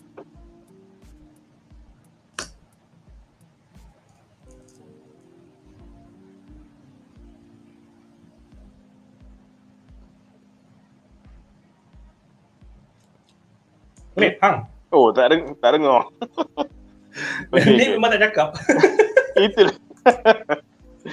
Okay, kalau aku punya rating, so just for context, aku the first Loki is damn near 10/10 untuk aku lah. Maybe like 9.5 out of 10 je tu. Sebab again bila kau tengok aku nak rate something kan, aku akan selalu ada this villain punya bias. Benda tu sangat-sangat penting pada aku. Kenapa season 1 was 9.5 out of 10, almost perfect, is pasal walaupun Kang tu muncul very sparingly, very at the end dia baru muncul, tapi everything was about him. And bila kau tengok Loki punya desperation, the multiple versions of a very dangerous man is coming. Oh shit, patung tu muka dia macam, macam ni lah you get invested into the story. Then you give a shit about the heroes when the bad guy is sampai macam tu. So that's why I gave the ratings I gave to Loki season 1 lah. Untuk season 2 ni, dia kurang sikit from season 1, but it's still the best damn thing Marvel has produced throughout phase 4 lah. So aku definitely give it a solid 8.5 out of 10. Dia macam more to demerit lah. Aku suka the first season. The second season pun actually playing with about the same things. Cumanya dia hilang point sikit sebab kau unleash Kang onto the universe. Macam dah lah movie semua did nothing with Kang. Loki is the only series yang are doing something with Kang. But then at the end of Loki season 2 macam tunjuklah how that sets up the Kang Dynasty punya conflict or prelude to it kan. Kita just tunjuk the admittedly beautiful resolution for Loki. Memang yang tu 10 out of 10. But then He Who Remains and Kang, macam moving forward in the universe kan. Still a dozen movies and TV series don't know what the F is Kang going to do and how he's going to be involved with the universe. So again, aku ada that villain bias. So dia hilang point sikit dari situ. The other thing yang aku rasa hilang point juga season ni is pasal dia tak very clearly explain how Loki actually boleh time sleep. I mean, kita ada teori kita nak fill in the blanks on our own, which I don't think it's a good thing. Pasal that time sleeping tu is very, very, very important to the plot. And then benda tu jadi macam very passing moment, kau kena macam teorize sendiri. Aku tak ada setengah movie when something is macam mysterious kan, macam it makes sense because the mystery is part of the enjoyment of the product. Tapi the time sleeping tu shouldn't be a mystery sebab it's the key plot point for the actual payoff kan. The actual payoff is a multiversal chaos. So not the misteri kan. So I felt that they should have tunjuk dengan lagi ketara macam mana Loki dapat time slipping tu. Sebab dalam banyak-banyak kali aku duk tengok orang content creator yang lain, YouTubers yang lain, Marvel fans yang lain, jarang lah aku nampak yang tak ada seorang pun dapat explain what the F happened. So kalau kau Google pasal how Loki got to time slipping, kau takkan jumpa concrete answer anywhere. Which is really bad. Yang satu content creator pun tak dapat cakap specifically like how that happened. So pasal that and tak unleash the bad Kang, aku rasa dia loses points a bit. Tapi that is testament to betapa awesome-nya Loki season 2 ni. Walaupun aku complain pasal dua benda ni, and aku usually kalau saya villain ni akan drop rating gila-gila babi ya, aku still bagi 8.5 out of 10 because that's how good the rest of the series is lah. Alright. So dengan itu berakhirlah segmen soalan kepada para panelis. Sekarang aku akan bacakan soalan daripada korang. So jom kita pergi ke segmen Q&A.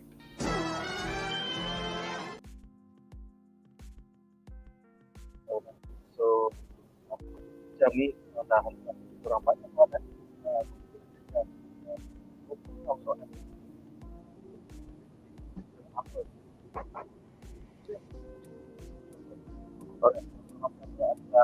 Suara kau tak dengar sangat ni.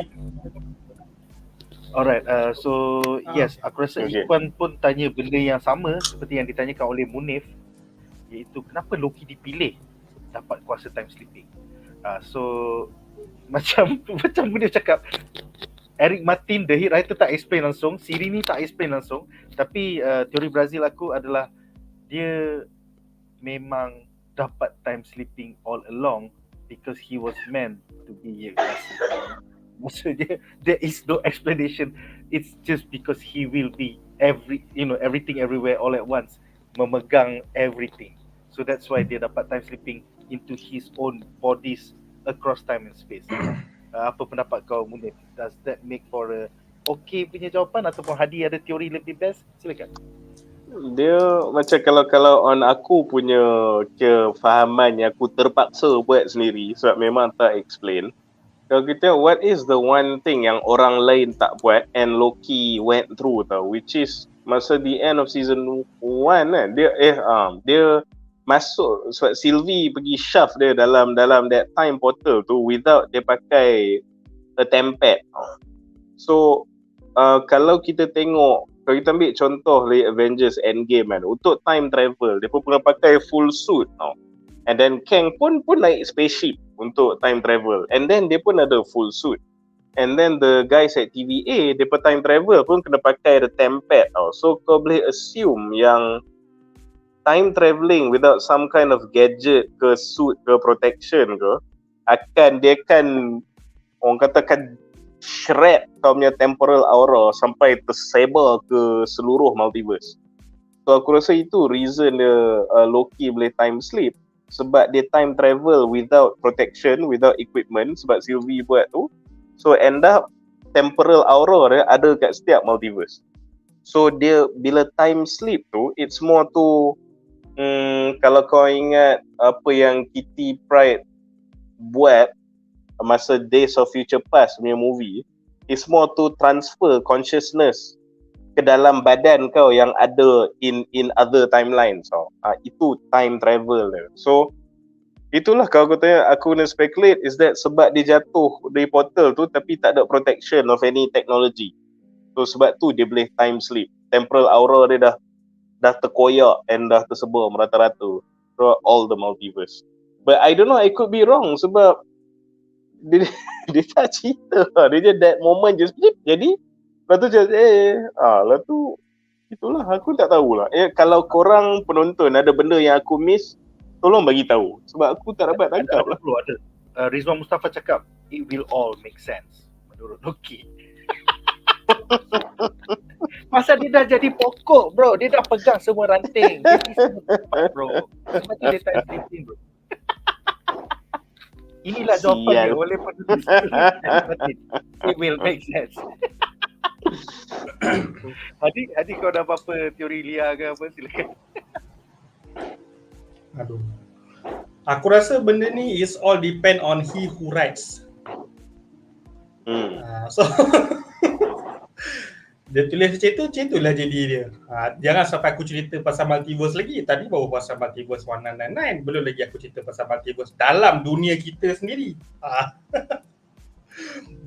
Mesti ada dalam waktu kita bercerita ni, that is another universe that kita faham sebenarnya kenapa dia time sleeping. This is the universe yang kita tak faham lah. Okay. Memang aku tak nak tanya lah. Nanti kita dapat tali rafia baru lah. Tali rafia baru yang aku lagi tak faham. Tali rafia aja dah cukup. Dah 2-3 tahun dah kita buat lawak tali rafia. Akhirnya betul-betul masuk MCU tali rafia. Tapi okey lah. Okey. Aku masalah aku still boleh terima lagi cara dia menulis dalam Loki ni, walaupun macam the concept of multiverse tu sometimes is not really proven pun, dan it's still a theory pun semua kan, pasal konsep parallel universe, alternate dimension, alternate reality pun semua tu. Tapi okey lah compare tu macam hang pergi planet nak pergi sedut laut, pergi planet ni nak sedut matahari.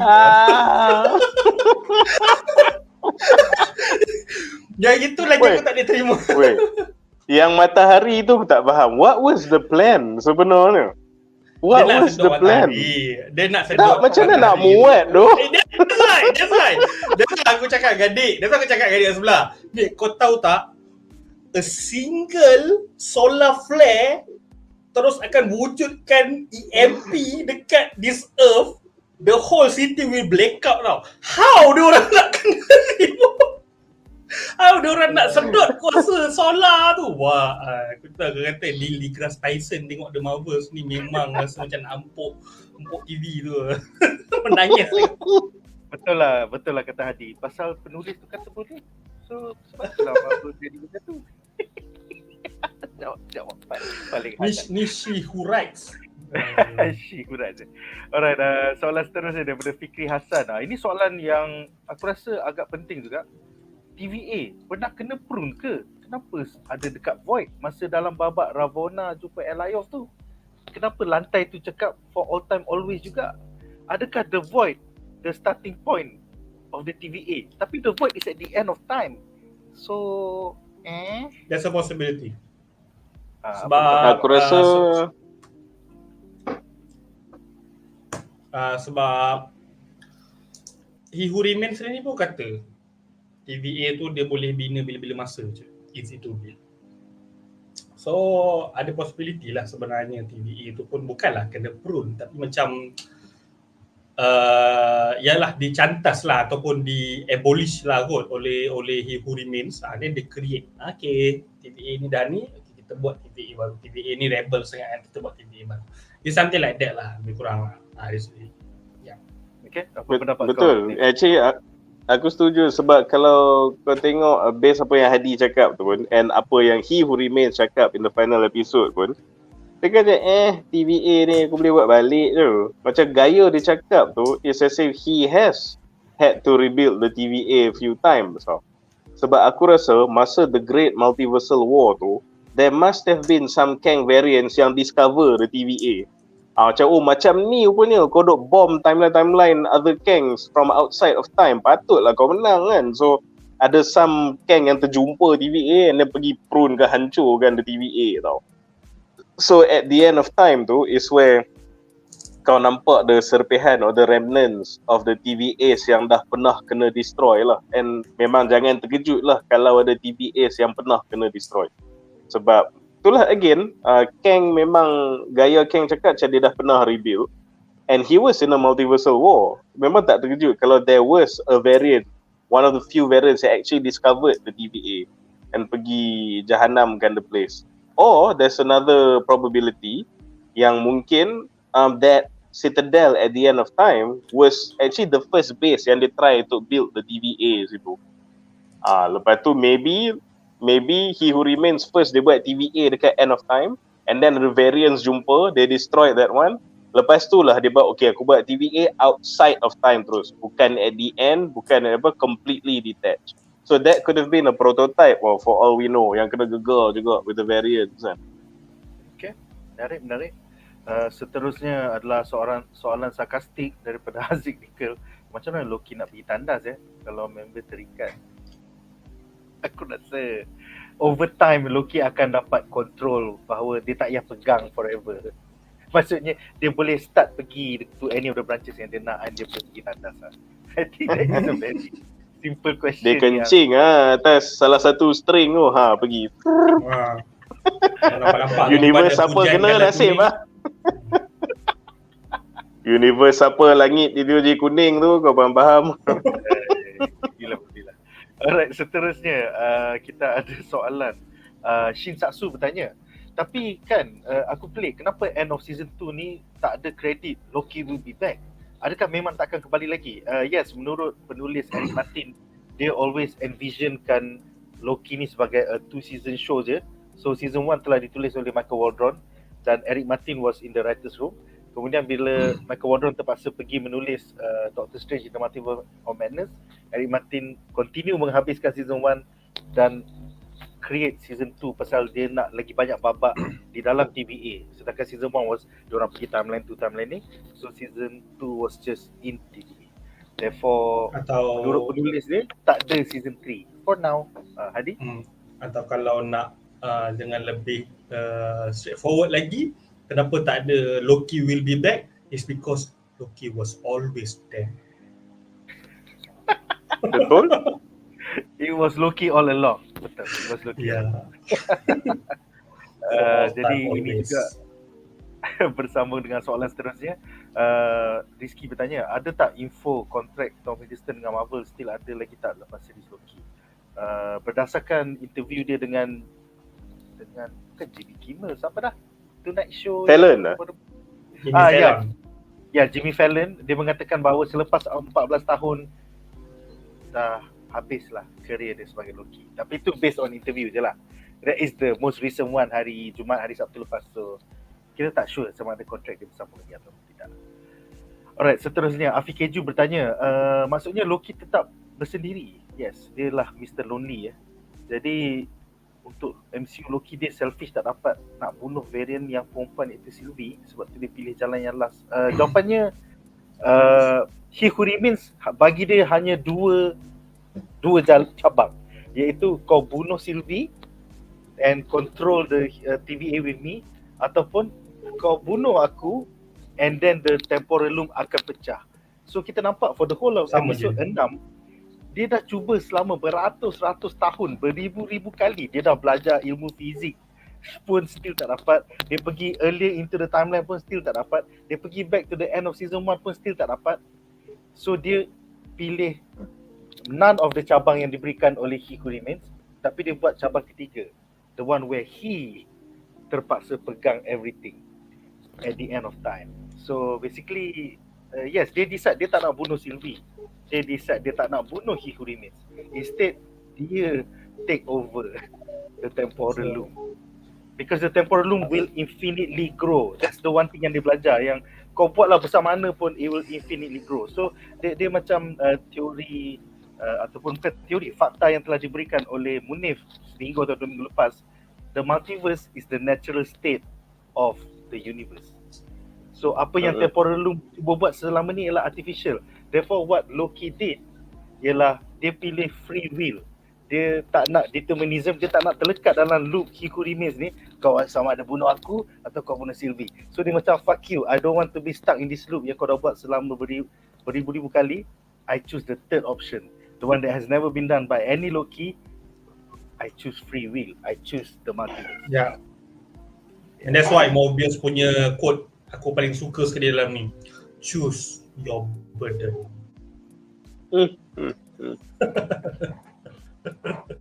Tertusuk di situ. Dan sekali lagi multiversal punya problem is all because of Chingy.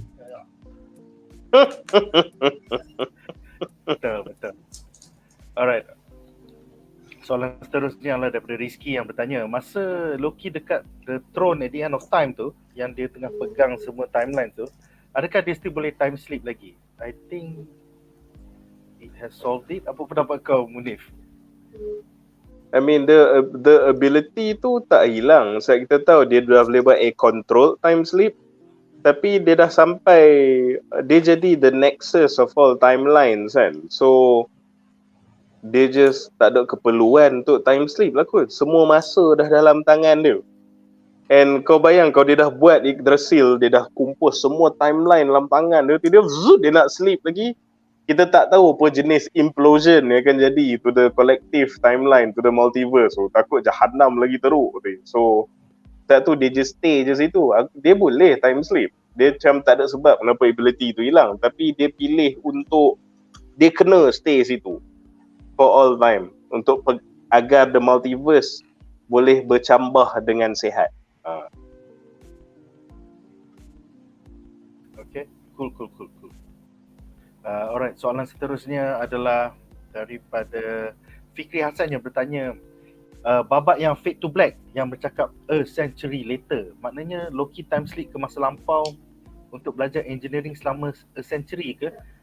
Jawapannya ya, dia pergi ke tempat tu berkali-kali sampai 100 tahun semata-mata untuk belajar macam mana nak buat engineering. Yes, itu bukan century tau, centuries. Oh ya, centuries maksudnya beratus-ratus tahun. Walaupun Obi asyik cakap kita ada sikit masa je. So dia buatlah benda tu selama 2 jam and then dia pergi balik, dia buat lagi 2 jam, lepas tu dia pergi balik, dia buat lagi 2 jam. Dia buat tu untuk beratus-ratus tahun. Berapa gigihnya. Tapi just one thing, bear in mind lah guys. Kenapa Loki saja could have solved this problem, could have done all these things yang dia buat untuk rectify semua isu dalam yang berkaitan time ni pasal apa tau. Sebab he's an Asgardian god. So umur dia saja pun dah in the thousands kan. So cara dia tengok masa tak sama dengan orang biasa sebenarnya. Walaupun century, so kalau kita macam wah otak kita memang dah akan meletup, akan jadi gila dah. For all you know, that's probably like university untuk Loki tau. 4 tahun to graduate kan, bagi dia kan. Centuries tu. Sebab dia macam dah hidup lama. So aku rasa Asgardian God say cara view time tu maybe tak sama dengan kita. It feels relatively shorter to him lah. So kurang sikit penyeksaan tu, aku rasa. Dia hidup pun beribu-ribu tahun. Alright, so sekarang kita ke soalan yang ke-20 something. Banyak gila soalan. Alright, aku akan bacakan soalan seterusnya. Sekejap aku lost track of time. So soalan seterusnya ialah oleh Shikamarul yang bertanya, tahun depan Deadpool 3 je ke movie MCU? Kurang-kurang bagilah 2 movie. Harap-harap tambahlah 1 atau 2 series untuk menampung kekurangan movie tahun depan. Alright, so basically yes, diorang telah umumkan pada hari Jumaat sebelum box office result The Marvels keluar lagi pun, bahawa tahun depan hanya akan ada 1 Marvel movie, iaitu Deadpool 3. Ini adalah kerana actor strikes baru berakhir, tapi diorang tak cukup masa untuk nak siapkan the rest. And juga pasal filem Captain America 4 yang dah habis sebelum writer strike dan actor strike bermula, mendapat test screening public yang teruk. Dia punya result dia hambar. So dia perlukan lebih banyak masa. Therefore diorang reshoot, diorang nak rewrite dan memperbaiki Captain America 4 pasal diorang tak nak hancur di box office seperti The Marvels. Therefore they need more time. Semua filem-filem Captain America 4, Fantastic Four, Blade dan lagi satu filem aku tak ingat, semua telah ditolak ke 2025 dan hanya Deadpool 3 akan keluar 2024. I think this is a good idea. Korang mungkin merungut biar kita selalu dapat 3 movie MCU. I think it's more about quality sekarang, and Kevin Feige needs to go back to basic lah. Because I mean, if the quality The Marvel is so bad, aku tak nak tengok filem Marvel macam tu. Ya, silakan Hady. Masa aku is that even tahun ni kita dapat 3 movie sekalipun daripada MCU, and aku cakap betul lah, every time setiap kali masuk tengok filem MCU, filem Marvel, setiap kali opening intro tu I got goosebumps. Sebab aku expect okay, we will get something. Even the Marvels ni pun after Guardians of the Galaxy bulan 5 bulan Julai tu bulan 5 hari tu, So dah lama kan. Dan lepas tu November baru dapat. Masuk tengok The Marvels, aku rasa macam excited tau. Ni start macam ini kita 3 kali dapat ni dalam setahun kan. Still rasa macam tak puas. Tapi cannot beat the frustration towards the end tu. So kau punya excitement tu hilang. So apa salahnya lah kau buat je filem tahun depan, satu je filem MCU. Lepas tu bagi kita betul-betul rasa excited untuk tunggu the upcoming filem lagi dekat tahun 2025 yang bukan setakat boleh bagi kita excited waktu awal-awal tonton, tapi throughout the journey, throughout the film, macam mana kita tengok No Way Home, macam mana kita tengok Infinity War, macam mana kita tengok Endgame. That's how we want to feel. Bukannya macam excited awal-awal opening intro The Marvels ni kan, sampai ke ujung rasa macam tak worth it. It's not worth it. Yes, aku setuju. Let there be focus on quality dan bukannya quantity. So nampaknya give them time to make the scripts good, give them time to make the VFX good. Alright, seterusnya Jaswan bertanya, sorry, is this the correct? Yeah, this is the correct question. Loki menjadi pokok Yggdrasil means still have branch timeline kan? Basically dia dah tak ada cantas dah sekarang, kau ada semua multiverse. Jadi akan ada banyak Kang dan dia rela benda tu supaya ada free will, supaya time is not a loop anymore. Adakah itu betul? Estimation aku, apa pendapat kau Munif? Dia tu lah untuk explain benda ni, macam Nick cakap tadi lah, pasal benda yang aku pernah bagi tahu dulu. You need to understand that the universe in its natural state. Bila cakap saya azali kan. The universe dari awal-awal memang dalam keadaan multiverse sebenarnya. The whole cosmos is a multiverse. Kenapa wujudnya sacred timeline tu is because of the artificial tampering, artificial interference daripada Kang. Dia jadi faktor luar yang create the loom and then creating the sacred timeline and then managing the branches. Satu semua benda tu sikit, loom rosak, all the timelines rosak, meletup, reset, sebab benda tu tak natural.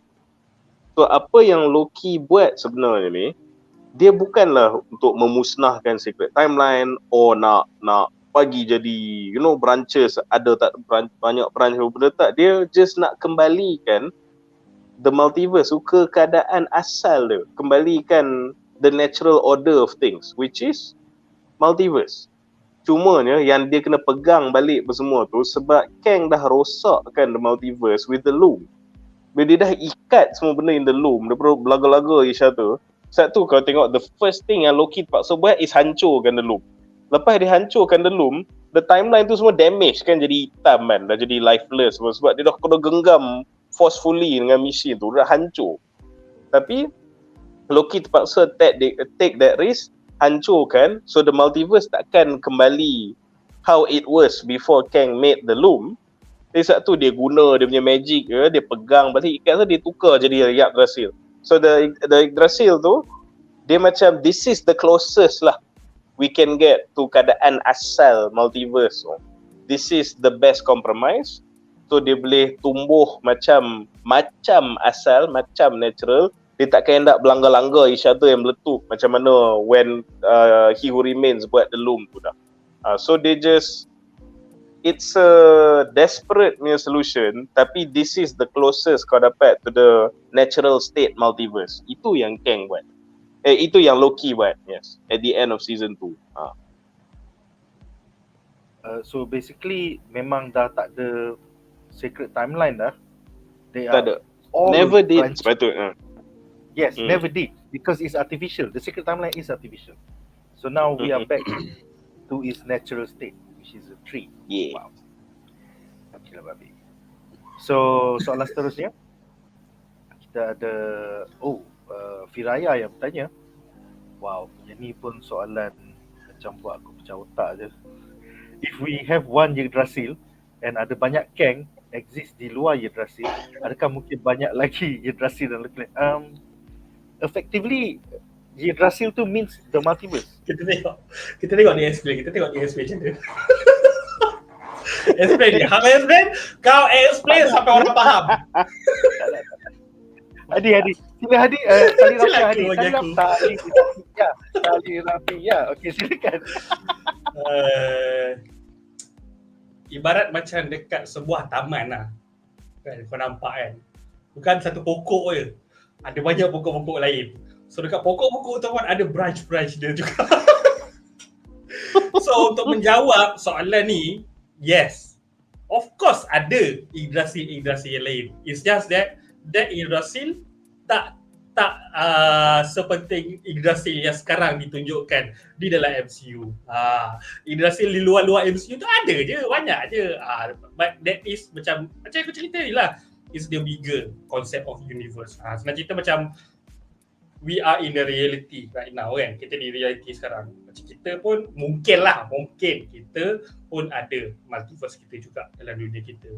And then dalam dunia kita ni sekarang ni reality yang kita wujud sekarang ni, kita cipta, kita buat satu lagi cerita pasal universe, multiverse.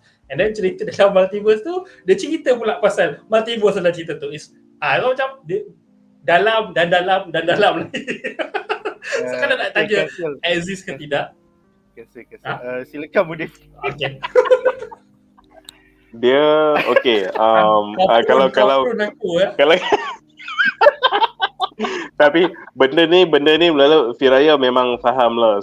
Orang J pening pasal apa tau. Lagi-lagi kalau kau pun baca komik, sebab dia kadang-kadang kau nak faham the MCU, how they define certain things, nama maybe sama Yggdrasil, tapi dalam komik dengan MCU punya penterjemahan ni lain tau. So kadang-kadang that's when the macam confusion tu boleh berlaku lah. Macam contoh yang pasal Infinity Stone tu. Dalam komik dia kata Infinity Stone tu tak boleh pakai macam kat universe yang bukan universe dia.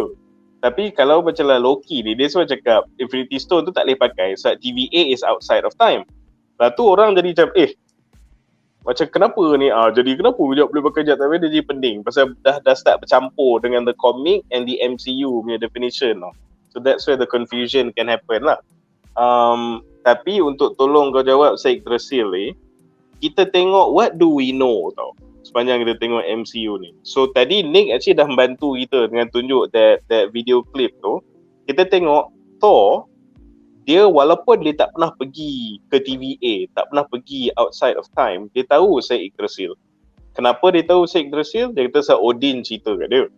Apa yang Odin cerita dia? Odin cerita kat dia Yggdrasil tu pegang the 9 realms. The 9 realms in that 616 punya universe tau.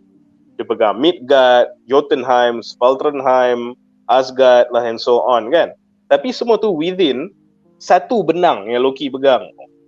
So kita boleh simpulkan ke itu, dalam satu benang ada satu Yggdrasil. Based on the clip yang Nick post tadi yang Thor cerita tu. Dalam satu benang ada satu Yggdrasil. Satu kata sebenarnya outside of time sebenarnya tak ada Yggdrasil. Sebab tu aku percaya benda yang Loki buat tu essentially is one way untuk pegang and stabilize the multiverse, tapi dia mold benang-benang tu in the form of Yggdrasil sebab itu yang Odin cerita ke dia. That was the structure of satu benang.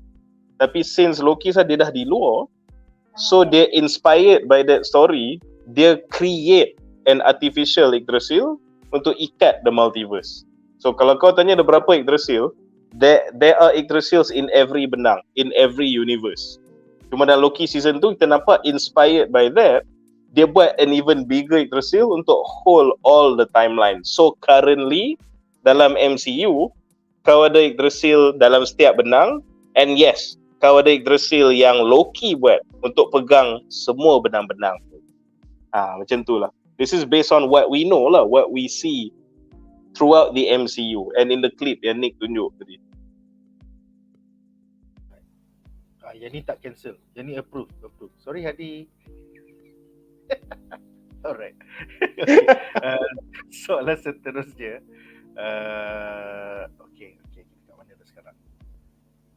Alright, so Muhammad Hazim bertanya, masa mid-credit scene Ant-Man and the Quantumania, scene Kang the Council tu, yang dramaturg variant tu cakap adakah tentang Hippolyta yang mati? I don't think so. I think it's referring directly kepada Kang di Quantum Realm telah dikalahkan oleh semut. Acting. Because the line is like they're starting to affect the timelines or something like that. It's quite abstract, isn't it? Yes. So I think it is referring directly kepada Kang dan Quantum Realm, bukan kepada the fact yang sekarang He Who Remains telah mati. Yeah, this is something new. Pasal sebelum ni Luke sentiasa He Who Remains akan mati, lepas tu dia akan regenerate balik. Terima kasih kepada Peter Timely. Macam itulah. Alright, seterusnya kita mahukan sinopsis pendek tentang Iron Lad. Okay, Iron Lad basically adalah Kang the Conqueror yang belum jadi jahat. Nama dia adalah Nathaniel Richards. Dia merupakan remaja daripada abad ke-31. Tapi dia telah dijumpai oleh versi dia yang dah tua, yang dah jadi Kang the Conqueror. Lepas tu Mamat tu nak ajar dia macam mana nak jadi Kang. So dia memberontak seperti remaja biasa dan dia pulang kepada 2010 di mana dia menjadi founding member of the Young Avengers. So Iron Lad ni adalah variant Kang the Conqueror yang bukan jahat, tapi over time dia membesar dan akan menjadi Kang the Conqueror. Macam itulah. Semua good. Dia cuma try untuk tak nak jadi. The whole deal pasal Iron Lad ni, dia sebenarnya kau boleh tengok bibit-bibit dia dalam ni lah, currently kata Invincible season 2 kan. Macam mak macam I'm not my father tu Iron Lad. Dia macam tak, aku takkan jadi the asshole adult me. That's not me. That won't happen. No, takkan.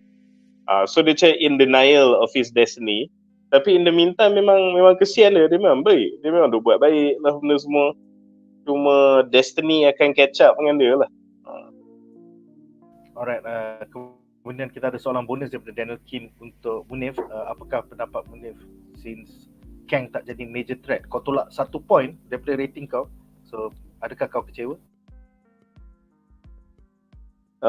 No doubt lah. Again, macam katalah, kalau dengan aku ni, by now kau patut tahulah. Kau selalu tengok bedah, aku ada this villain bias. So, kalau when the villain tak dapat jadi center stage, aku generally akan jadi sedikit kecewa. Sebab bagiku kalau kau tengok every classic macam pop culture punya thing yang kau suka kan, kalau kau notice banyak benda yang kau suka tu is pasal dia antagonist the best. Because antagonist yang best makes you give a damn about the plot and the protagonist. We talk about Darth Vader, we talk about Megatron, we talk about Magneto kan. All these IPs yang kau suka only sebab seteru dia best. So kadang-kadang macam aku tak tahu ni matter of taste ke apa ke, but I really think this should be universal knowledge and common sense. Kalau in a story yang about conflict, kau kenalah ada antagonist yang best. So at least highlight your antagonist. Lepas tu, and untuk jawab lagi soalan Daniel ni kan, dia bukanlah aku nak terlebih expect and terlebih kecewa pasal the series ni maybe tak cukup feature Kang ke apa benda ke. But again, aku akan tengok on the bigger context pasal sepanjang phase 4 no one gives a shit about Kang. How many movies ada dalam phase 4? How many TV series ada phase 4? The one time dia muncul kat silver screen, Quantumania did a disservice to the character. And then semua movie completely ignore dia and TV series except for Loki. Lepas tu bila kau ada Loki season 2, towards the end pun kau ignore dia juga.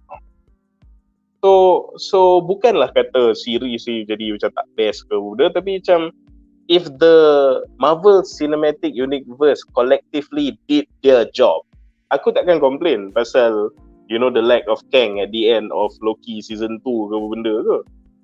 Because no one did their job. No movies, no other TV series did their job. You have macam kau ada No Way Home, Doctor Strange 2, kau ada The Marvels baru-baru ni, semua dealing with multiverse, and then kau completely tak feature Kang. Kau ada Moon Knight, dah terang kat Egypt, one fucking hieroglyph of Ramatat pun kau tak ada sekelumit effort nak buat. So unfortunately, expectation ku terpaksa drop ke Loki lah. So macam dia je yang reference your overarching big bad. So tak pasal-pasal dia yang aku tolak markah, pasal dia tak terang Kang lah sekali kan. But that should be a collective effort. So it's more to the other movies lah, drop the ball. Ya, macam itulah. hopefully dengan kita tengok filem dia tolak ke 2025 ni, dia boleh refix the scripts supaya adalah elemen multiverse tu sikit. Satulah, hopefully. Alright, kita kembali ke pukul 8.40 malam di mana Hotcake ni telah bertanya, 8.41. Ada tak kemungkinan kita jumpa Loki lagi in the future? I think never say never. Sekarang dia dah penjaga multiverse, so it's just a matter of time. That's it. Seterusnya Wan Faris bertanya, if Loki dah jadi God of the Multiverse, God of Stories, apa function Kang dalam MCU nanti? Sekarang pasal dah tak ada secret timeline, kita dah ada multiple branches yang infinitely exist, kita ada semua jenis Kang. So hopefully masa Kang Dynasty nanti kita akan tengok lah after effect yang Loki menyebabkan semua benda wujud sekarang. So semua tu akan ada Kang dan TVA bekerja keras untuk mencantas Kang dan bukannya timeline tapi mencantas Kang. It's gonna be interesting. Seterusnya ini soalan throwback daripada Lucy Ons. Masa Captain America 1 kan ada dekat dinding, masa Skrull tengok dekat dinding batu tu ada YGGDRASIL. Apakah sebenarnya YGGDRASIL ni? Sebenarnya titik pusat branch multiverse origin. Tak, macam yang Munif explain tadi, YGGDRASIL has always existed in cultural law of Vikings dan juga agama diorang, kerana it is the tree that holds the 9 realms yang in one benang, in one universe. In one universe, in one benang. So apa yang Loki buat ni is a super YGGDRASIL maybe, yang boleh pegang multiple benang dan multiple universe. Pasal itu adalah operating system yang dia faham. Untuk Loki senang nak, aku dah faham apa tu YGGDRASIL, so what if I make a super ataupun mega YGGDRASIL? Dia macam ni lah Nick. For example kan, actually ironically Green Lantern is a good example lah. Kalau kau tengok dalam komik, so even the Ryan Reynolds movie kan, so bila dia lawan, benda tu kan dia kata your limit is your own creativity. Bila kau dapat power ring kan, so kalau kau tengok apa yang Hal Jordan buat, dia buat minigun M60, dia buat track kereta lah, apa benda semua, sebab that's the first thing that comes to mind, are things yang you are familiar with bila kau nak conjure something kan. So macam Loki pun sama, bila kata okay, dalam otak dia, shit, aku kena ikat semua benda ni sekali, and as an Asgardian god, you know, naturally the tree of life, Yggdrasil tu dah ada hammered dalam kepala kau as the thing yang binds the cosmos. So sebab tu lah benda tu first comes to mind, you know, dia jadi tribute pada dia punya Asgardian dan Nordic punya upbringing lah. Sebab tu dia buat the Yggdrasil tu. Yes, it could have been anything macam simpulan tali ke what have you, it didn't have to be a tree. Tapi sebab tu magic dia and tu memories dia intertwined at the heat of the moment. Yes, semoga terjawab soalan Lucy. Seterusnya Cik Nan bertanya, rajin admin buat video klip berapa lama? Ada jugalah satu petang semalam 3-4 jam, tapi semata-mata untuk shorts dan juga TikTok. Aku rela buat atas phone yang kecil macam ni, bagi-bagi. It was worth it lah. That 59 saat tribute kepada Loki story arc daripada 2011 sampai sekarang. I think terbaik. Nasib baik semua klip-klip tu ada wujud di Twitter. Kalau tidak susah gila aku dapat. Alright, seterusnya Nadzru bertanya, kalau multiverse tak ada secara natural sebelum temporal loom diciptakan oleh Hugh Remains, jadi Loki memang just ulang balik takdir dia untuk ganti temporal loom, atau ending ni belum pernah terjadi. So selama ni memang Sylvie akan bunuh Hugh Remains, kemudian temporal loom akan pecah, and then everything starts back from zero. Tapi sekarang Loki choose not to kill Sylvie and not to kill Hugh Remains, dia menjadi the temporal loop in a sense. Dan dia kembalikan, dia tak ada second timeline dah, dia kembalikan all the branches to its natural state. So there is no more second timeline, there's just multiple branch atau benar. Kemudian YouTube Entertainment menteorikan bahawa untuk episod 4, 5, 6 ada skrip lain, tapi disebabkan Jonathan ataupun Kang ada kes, sebab tu dia orang ubah skrip yang kita tengok sekarang. Actually menurut interview penulis Eric Martin dengan scripts.com, iaitu satu majalah untuk penulis skrip, dia mengatakan bahawa episod 5 is actually ditukar last minute. pasal Marvel Studios Parliament tak suka. Diorang suruh dia buat skrip baru yang kita tonton tu, dia tulis dalam masa 48 jam over one weekend. So that's why aku merungut minggu lepas, aku cakap macam speed bump episode, nothing much happens. The actual episode 5 is actually the best episode in season 2. To the point yang Dah kena masa prune. Eric, bila Eric tulis tu, orang lain baca, semua orang cakap, bro, episode ni mind blown tu. So aku tak boleh imagine apa yang lagi best dari episode 6 sial. Lepas tu kenapa kena prune? Babi. Aku tak boleh prune. What is better than episode 6? And why is it so controversial yang Marvel Studios Parliament yang agenda LGBTQ woke ni semua tak suka. So aku sedih lah kita tak dapat tengok the actual episode 5. Aku rasa marah bila aku dengar. Jangan fuck you lah. Nak start hashtag ke tak ni? Release the actual plot untuk episode 5 tu dengan 6 tu sebenarnya adalah Kang Prime daripada Quantum Mania akhirnya aware tentang kewujudan TVA. Ui, menarik juga tu. Wow. Yang tu pun boleh save Quantum Mania tau kalau macam tu sebenarnya. Dia macam rekod balik. Soalan dia seterusnya adalah, tukar letak dalam piece of paper je. Betul? alright, soalan untuk Hady ya. Pada pendapat kau, agak-agak Loki sekarang dah boleh pegang Mjolnir tak? Boleh angkat? Is he worthy? Susah tak soalan ni? Hanya semata-mata sebab dia semua apa benang tu ada Mjolnir kot. Dia tengah angkat semua benang tu. Semua benang ada Mjolnir. Dia dah worthy bro. Dia pegang semua. Dia tak payah cerita boleh pegang Mjolnir ke tak lah. Dia dah pegang semua timeline, maksudnya dia pegang Mjolnir tu kan. Bijak! Okay. Next question. Lambat tangkap lah. Aku bagi kau lambat tangkap lah. Dia boleh cari. Aku lama sangat kena prune. Memanglah.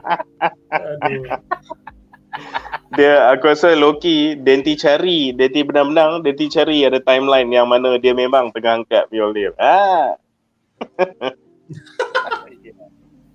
Betul, mesti je. Alright, seterusnya Arif bertanya, bila timeline semua dah diprotected with Loki as a guardian, so apa next Kang punya plan? Will there be any multiversal war? I think now that every Kang exists in all the benang / timeline / branch, it's just a matter of time before there's a multiversal war. Okay, Nek. Aku saya faham soalan Arif ni pasal sebab aku tengok online pun ada banyak orang ada this confusion tau. Sebab what they took from the ending is that macam Loki dah berjaya and akan protect all the timeline.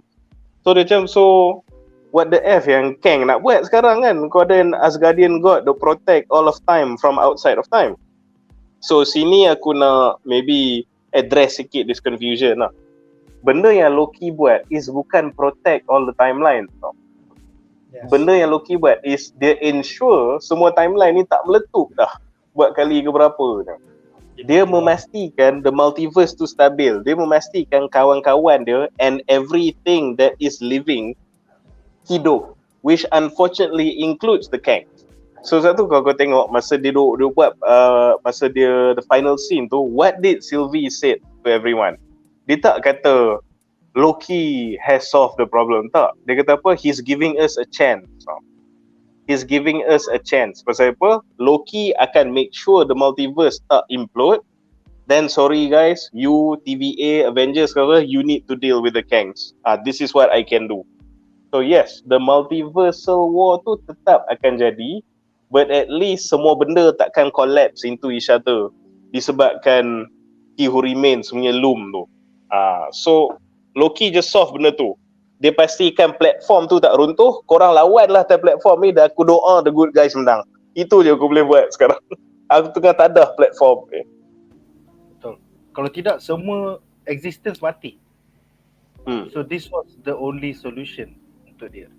Ya. Seterusnya Cik Nan bertanya ya, TVA tu luar dari multiverse atau sebahagian dalam multiverse? Konsep dimensi ruang dan basically luar lah, kalau tidak luar. Sebab tu dia boleh nampak tu sebagai branch. They are outside of the multiverse. Even the throne of Loki sekarang pun is dia tengah pegang all the multiverse. So he also is outside of the multiverse. Wansu bertanya, rapat koran, Kang predict tak Loki akan sacrifice? I don't think so. This is something new. This is the first time we're seeing something new. Seterusnya, Nadzru bertanya, macam mana timeline yang branch sebelum Uranus letak temporal loom tu tak collapse kan? Kenapa harus Loki juga kena pegang timeline? Dia to answer this question, actually Kang sendiri dah bagi tahu. Dia lepas dia buat loom tu, dia bukannya tak collapse. In fact, dia dah collapse berkali-kali. Cuma kenapa loom tu jadi fail safe? Dia kata loom tu is a fail safe pasal the multiverse dah collapse banyak kali. Tapi disebabkan the loom tu, the sacred timeline takkan collapse. Selagi sacred timeline tu tak rosak, the universe tu akan reset balik. So sebab tu dia duduk dalam loop. That's why universe tu dah collapse, musnah and reset balik banyak kali. Sebab selagi loom tu ada, dia akan make sure sacred timeline tu tak hancur. Cuma the rest of the multiverse tu hancur. Which is tak sihat and tak natural lah sebenarnya. Sebab tu cakap keadaan asal alam ni is multiverse. Tapi sebab Kang tak nak ada variant dia, di forcefully ikat semua, letak dalam loom jadi satu sacred timeline. And benda tu tak natural. And bila benda tu tak natural, lama-lama dia akan jahanam.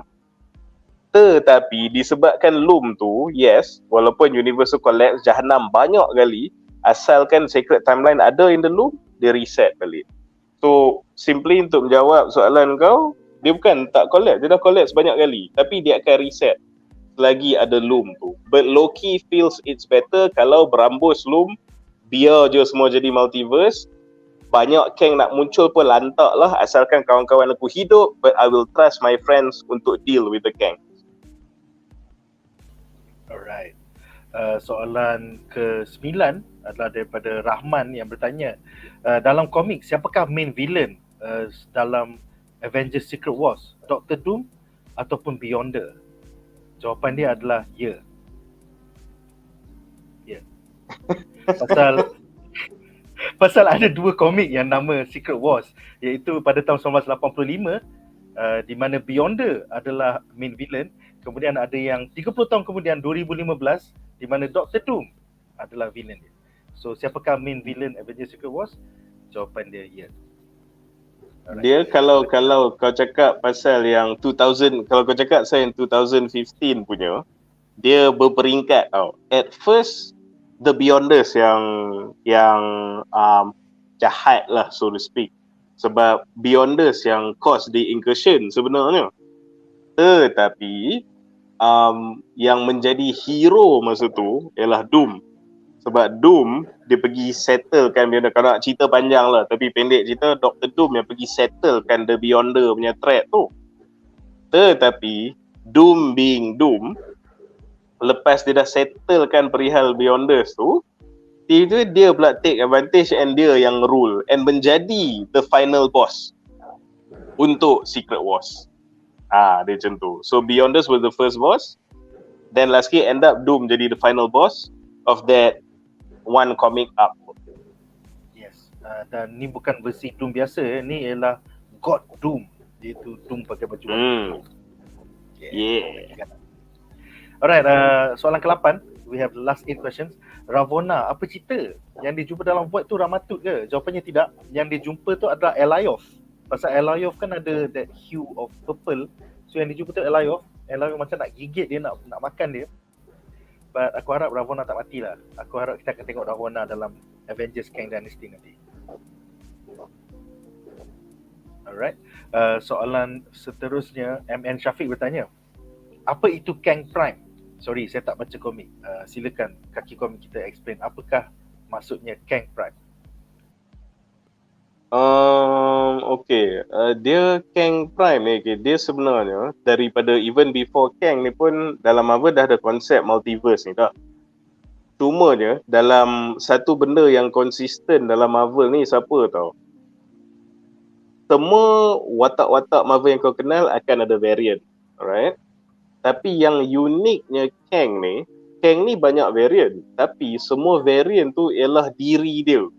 at different points of time, which is different than your normal concept of variance lah. Sebab kalau kau tengok Loki punya series okay, universe kita Loki yang kita kenal lah. Universe lagi satu kau ada Sylvie. Universe lagi satu kau ada Loki buaya. Universe lagi satu ada Loki jadi presiden US. Universe lagi satu kau ada old Loki dengan baju klasik tu semua tu kan. So that is variance untuk kebanyakan manusia. Masalah Kang ni sebab dia start suka time travel and menyemak dalam timeline orang. So and dunia ni pula multiverse.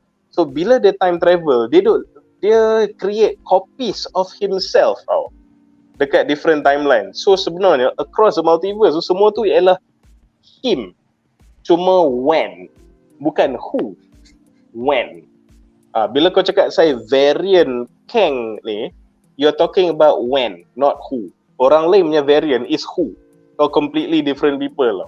So bila kata Kang Prime tu, is the first asshole yang pergi time travel and create all this variants of him across the timeline lah. He's the first guy yang start time travel yang menyebabkan ada banyak variant which is himself across the multiverse. Dia beza dengan all punya variant is not yourself. Ya. Tapi Tapi ini unique. penjelasan berdasarkan Marvel Comics bukan berdasarkan Ni berdasarkan comics. Comics. Tak, because aku kena cerita komik sebab dalam MCU they don't talk about Kang Prime. Or at least not yet lah. So kalau kau tanya Kang Prime, aku just boleh cerita yang daripada komik tau. Sebab bear in mind, the closest thing we have to Kang Prime is He Who Remains. Tapi dia tak pernah dipanggil Kang Prime. Maybe in the next movies, we will meet a Kang Prime yang mana definisi dia dalam MCU tu lain lah. But as of now, kalau tanya Kang Prime, I can only tell you the comics version. Ya, semoga terjawab soalan kau, NM Syafiq. Alright, seterusnya Yusuke bertanya, apa jadi dekat Vita Time D dalam Loki's current situation? Jawapannya ialah dia tak mendapat TVA handbook dan dia mati sebagai seorang penjual lilin yang miskin di abad ke-19. Dia mati bodoh macam tu je. Dia stay bodoh, dia tak jadi pandai pun. Pasal dia hidup aman. Dia hidup aman. Dia tak jadi leader lagi. Dia just that penjual lilin yang miskin. Alright, seterusnya Shikamaru bertanya, adakah BuzzPop akan buat sesi bedah The Marvels? Tak ada masa. Hady. Hady buat special. Tak payah. Bagi rasa. Yang ini suruh aku jadi host, suruh aku jadi panelist ni pun aku tak nak. Tapi kita dah dengar pendapat Hady. Aku dah buat 8 shots ke apa. Aku dah buat video panjang. So apa pendapat kau pula? Silakan Munif tentang filem The Marvels. Mana? Aku boleh kata where to begin. dia aku ulang banyak kali dah. Korang tahu aku. Kalau aku tengok benda, aku ada villain bias. And macam mana villain yang dia hidangkan kepada kita, so itu saja dah membuatkan movie tu memang jahanam lah dalam in aku punya books. Yang macam mana Hady duk hint tadi juga, kau tengok dia punya plot, apa benda lah kau nak sedut air, untuk yang tak tengok lagi fine, aku tak nak spoiler lah, whatever lah kan. Tapi the plot is just so macam incredibly stupid. Yang tu satu. Lepas tu aku tak tahulah, even bila aku tengok Brie Larson pun, aku rasa dia pun macam just, kalau orang putih kata phoning it in lah. It's not her best performance lah. And we know she can act lah. We know she has such a macam high pedigree punya acting chops lah. And dia pun nampak macam, let's just finish this shit kan. Lepas tu the redeeming quality pun actually aku quite suka dengan Monica Rambeau lah. Sebab nampak bila dia berlakon, nampak ada intensity sikit bila buat dia punya powers apa semua tu.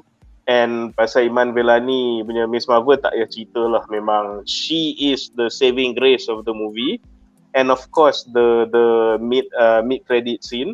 Tapi but here's the thing, kalau movie kau tak kisah kau kata best ke tak best, tapi everyone agrees mid credit scene tu memang hype apa semua, it's a problem. Pasal how are we going to rate your movie when the best part is the part where you setting up a different movie?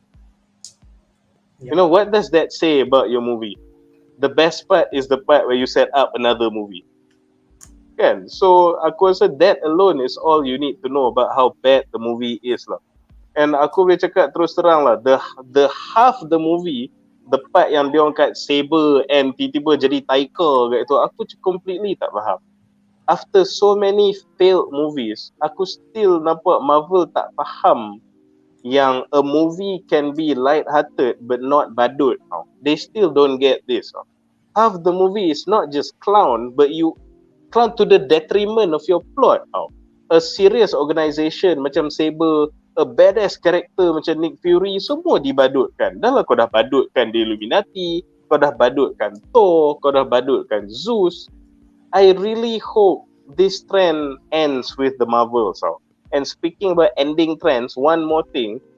Ultimately, this movie ada multiversal implication, and yet lagi sekali tak libatkan Kang langsung. Bila Loki tengah hype sekarang,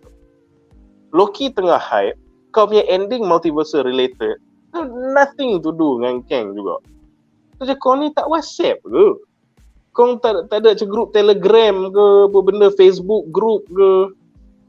Kan, aku pelik betul. So this movie is not just bad, tapi macam they went all out to make all the poor decisions to make it bad. Yang and memang the worst part je is the villain lah. Which is funny, saat aku duk bagi tahu geng-geng BuzzPop, cakap banyak kali, aku tak faham kenapa dia tak buat Moonstone. Moonstone is the Joker to Brie Larson's Batman. Kenapa tak buat Moonstone? And dalam movie juga dia nak deal pasal the fallout, pasal Captain Marvel punya memory loss apa semua tu. Moonstone is an effing psychologist. How nice that would have woven into the plot. So aku bukanlah kata aku ni terpaling sangat, tapi kadang aku rasa the guys yang buat this show tak pernah baca komik ke. Aku ni pun bukanlah baca gila babi every comic tau. Aku just baca up. So aku baca okay, macam ada The King in Black aku baca, Civil War aku baca, AVX aku baca, Axis Fear Itself. Macam aku tak baca The Individual Spider-Man issue 39 macam tak tau. Aku anggap diri aku still casual tau. And aku boleh tahu semua benda ni yang the showrunners aku memang pelik lah. It's really weird tau. Darben tu kau Google sekali Captain Marvel villain tak keluar tau awal-awal. Dia macam kau kena scroll baru kau jumpa sampah lah dia ni, tak ada orang kenal, jom ambil dia ni. Why? Lepas tu gender swap. Kerja dia orang jadi susah. Your work becomes harder to make a shittier movie, and I don't understand why.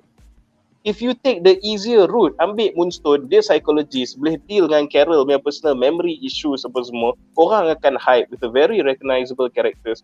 Kerja kau lagi senang, dia pun tak nak.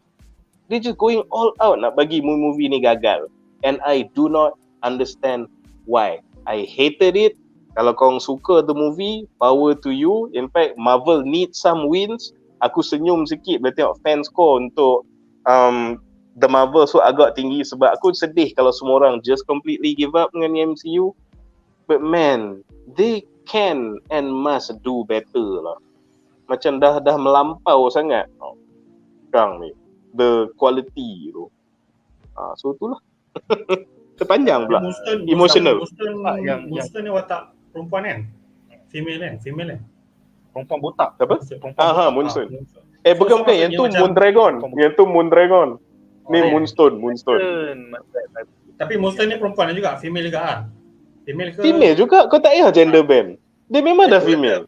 Dia tu dah kata, dia orang nak mungkin nak super powered villain yang female.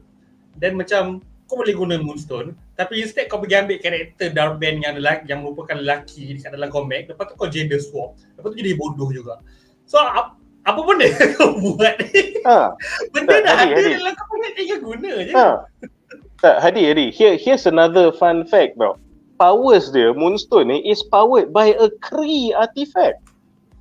Kalau kau nak connection lagi kan, aku tak, sebab tu kata dia buat Darben tu makes the movie making lagi susah tau, banding kalau dia pakai je Moonstone. But Moonstone would have been more hype and the movie would have been better. Tapi dia pergi perjalanan yang lagi sukar to make a shittier movie. And aku tak faham kenapa. It's very weird. Very weird. Okay, so kita tak ada sesi bedah dah. Moon Knight, The Marvels. This was it. So This was it. Aku akan Terima kasih. re-edit balik Munif punya run. Kalau kau nak tengok Hady punya run, kau boleh tengok. Aku dah selama 48 jam, 72 jam ni aku dah settle lah. Dah settle. Banyak More kena power mati to you lah. kalau kau sayang filem The Marvels. Kau memang lagi terpaling Marvel fan daripada aku. Sudahlah aku kena maki. Minta lepas ni Munif pula. Dah kena mati. Yes, dekat TikTok semua orang edit Hady. Yeah, terbaik. Aku dapat banyak engagement. Terima kasih Hady. Terima kasih. Alright, so soalan kita yang kelima terakhir. Aku nak tanya, apa fungsi Vita Timely? Vita Timely sekarang jual lilin je. Dia mati miskin. Dia dah tak akan jadi Who Remains, dia dah tak akan jadi genius dikekang zaman. He is just penjual lilin. So dah tak ada function lah basically. Dan mungkin dengan itu dah tak ada Who Remains lah. Dah tak ada Who Remains lah kan. Dia kalau aku nak tambah sikit lah. Aku faham macam soalan dia apa sebab last kali macam it seems like he didn't amount to anything. He didn't really do anything. Lepas tu macam ending dia pun macam okay safe, macam dia tak lead to anything. Aku faham kenapa orang kata tanya apa fungsi dia. Tapi kalau kau tanya pendapat aku rasa it's more to perspektif tau. Sebab okay, ni pun bagi aku salah Marvel Studios jugalah. So imagine macam ni, imagine je ni. Katalah daripada Shang-Chi sampailah The Marvels, dia memang dah establish. Banyak kali ada some variant Kang datang kacau, banyak kali ada incursion jadi, banyak kali ada timey-wimey fucked up disebabkan things yang jadi dalam Loki or Kang yang buat. So by the time kita sampai Loki season 2, kita dah aware yang oh shit, scary gila Kang. And then Kang Quantumania bunuh pula the original Wasp dengan Ant-Man ke apa benda semua kan. So katalah if they did a good job, sampai Loki season 2 kita dah shit, macam mana dia pun nak beat Kang, sangat takut dengan Kang, sangat excited dengan Kang. And then kau nampak Victor Timely. Kita wow, sebenarnya nothing is set in stone now. This guy yang kita dah takut, yang kita dah fear, kita dah ni, tiap-tiap ya Allah macam sangat sweet, innocent, kesiannya dia ni, macam walaupun takut tries to be heroic, sangat lovable macam so they add that bit of depth to the Kang punya mythos tau. Bila kau tengok sebenarnya there are versions of him that could jadi baik, which would even help bila dia pernah introduce Iron Lad, kau dah tak alien to the idea that there could be some variants yang maybe akan tolong the Avengers tau. So aku rasa that was what Victor Timely was supposed to be, a window to show that hey, you know, walaupun kau rasa it's destiny kan, tak, you can fight destiny. There is a Kang yang baik rupanya. Cuma maybe message tu tak sampai sekuat across pasal Marvel Studios the Phase 4 has fucked up Kang. Bayang kau di Shang-Chi tu dah establish Kang, kita kau tengok Timely ni, oi komen baik lagi pasal. Aku rasa that's what he was supposed to be. So kurang sampai sikit pasal tu lah. Ni spekulasi aku lah. Alright. So dengan itu kita ada hanya beberapa lagi soalan. Seterusnya Afiq Keju bertanya, so apakah hasil writers dan actors strike? Nombor satu, aku rasa the big picture lah ialah pelakon dan penulis di Hollywood berjaya melawan AI for now, for the next 3 years. So basically tidak ada skrip yang ditulis oleh AI yang penulis bergaji terpaksa review dan humanizekan. So that is a major win for the writers. Untuk actors pula, sekiranya mereka ditangkap menjadi AI untuk berlakon dalam lagi 10 filem, diorang akan dibayar. So that is eventually going to happen. Aku rasa korang pernah tengok kot dekat TikTok hari tu, di mana diorang guna AI, pelakon-pelakon tengah bersorak, buruk gila babi dia efek dia. But hopefully AI takkan jadi patung bodoh macam sex doll, tapi akan dapat lebih cantik pasal dia akan scan 360. At least pelakon-pelakon tu akan dibayar royalty setiap kali AI mereka digunakan. So that's a win juga untuk actors. So yang lain semua kau boleh baca dekat variety.com, kau boleh pergi kat YouTube, ada orang yang boleh rumuskan dengan lebih banyak, dengan lebih detail tentang apa yang writers dan actors menang selepas actors dan writers strike berakhir.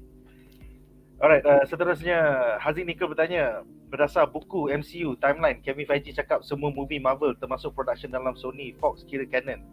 Jadi ni filem F4 yang sampah tu kira canon jugalah untuk MCU. Yes. Semuanya sekarang tengah dipegang oleh Loki. So it all exists, boys. It all exists. Tapi kita boleh anggap jugalah yang movie Fantastic Four yang sampah tu was, kau ingat masa General Dox pergi prune sejambak timeline tu, maybe yang Fantastic Four tu dalam tu tak sempat diselamatkan. Betul lah kan. Tadi Betul lah. aku setuju. Alright. Seterusnya, sesuai tak writer introduce Mephisto dalam Phase 6 nanti? Sebab 2-3 tahun lepas borak pasal Mephisto but still tak muncul. Ada Sacha uru-uru Baron atau Cohen.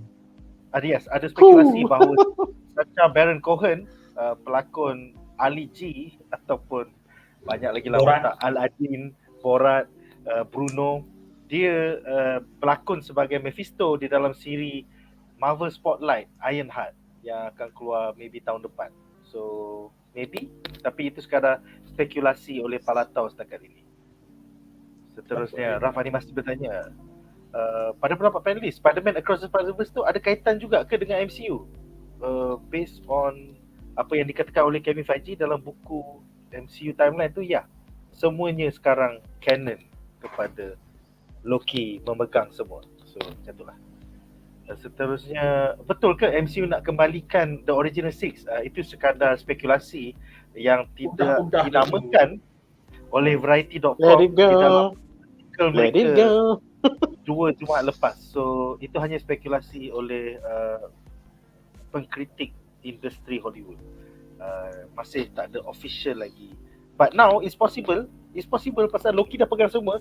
So antara semua-semua benang dan brush tu, takkanlah tak ada Tony Stark, takkanlah tak ada Black Widow. Boleh je. We want Tom Cruise. Boleh. Tom Cruise pun dalam yang dia pegang semua tu mesti ada Tom Cruise. Dia tengok je mana satu ada Tom Cruise ni. Mana kau main sini.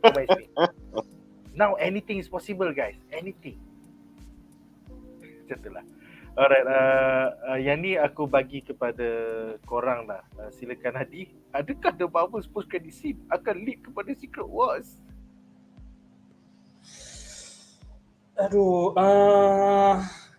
There's a possibility lah actually. Actually memang credit scene dia tu opens up possibilities untuk multiverse saga sebenarnya.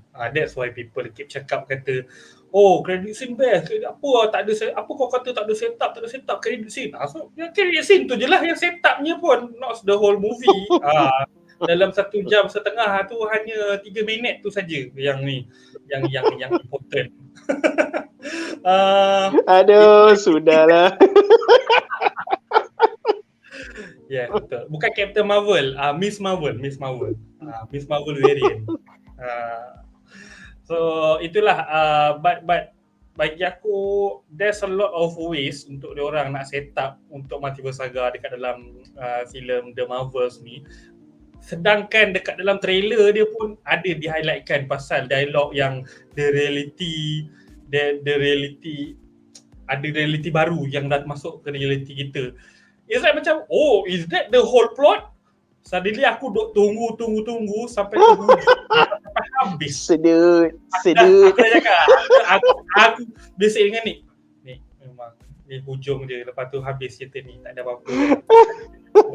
Duk ingat lah, kalau benda tu dia jadikan third act, tak apa, aku tak nak spoiler tu, tapi kalau benda tu the first act, second act kau cerita pasal dark band lah, apa benda semua, quantum band semua tu kan, okay, suddenly third act 360 degree berubah jadi macam multiverse saga punya storyline, the alternate reality masuk ke dalam prime reality diorang, that will be cool.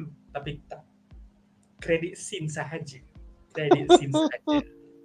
So kalau tanya aku, dia ada sama ada Secret Wars ataupun another future film dalam MCU lah. Ya itu Deadpool 3 lah kan. Pasal tu dunia X-Men kan. Itu X-Men kan. Boleh spoiler.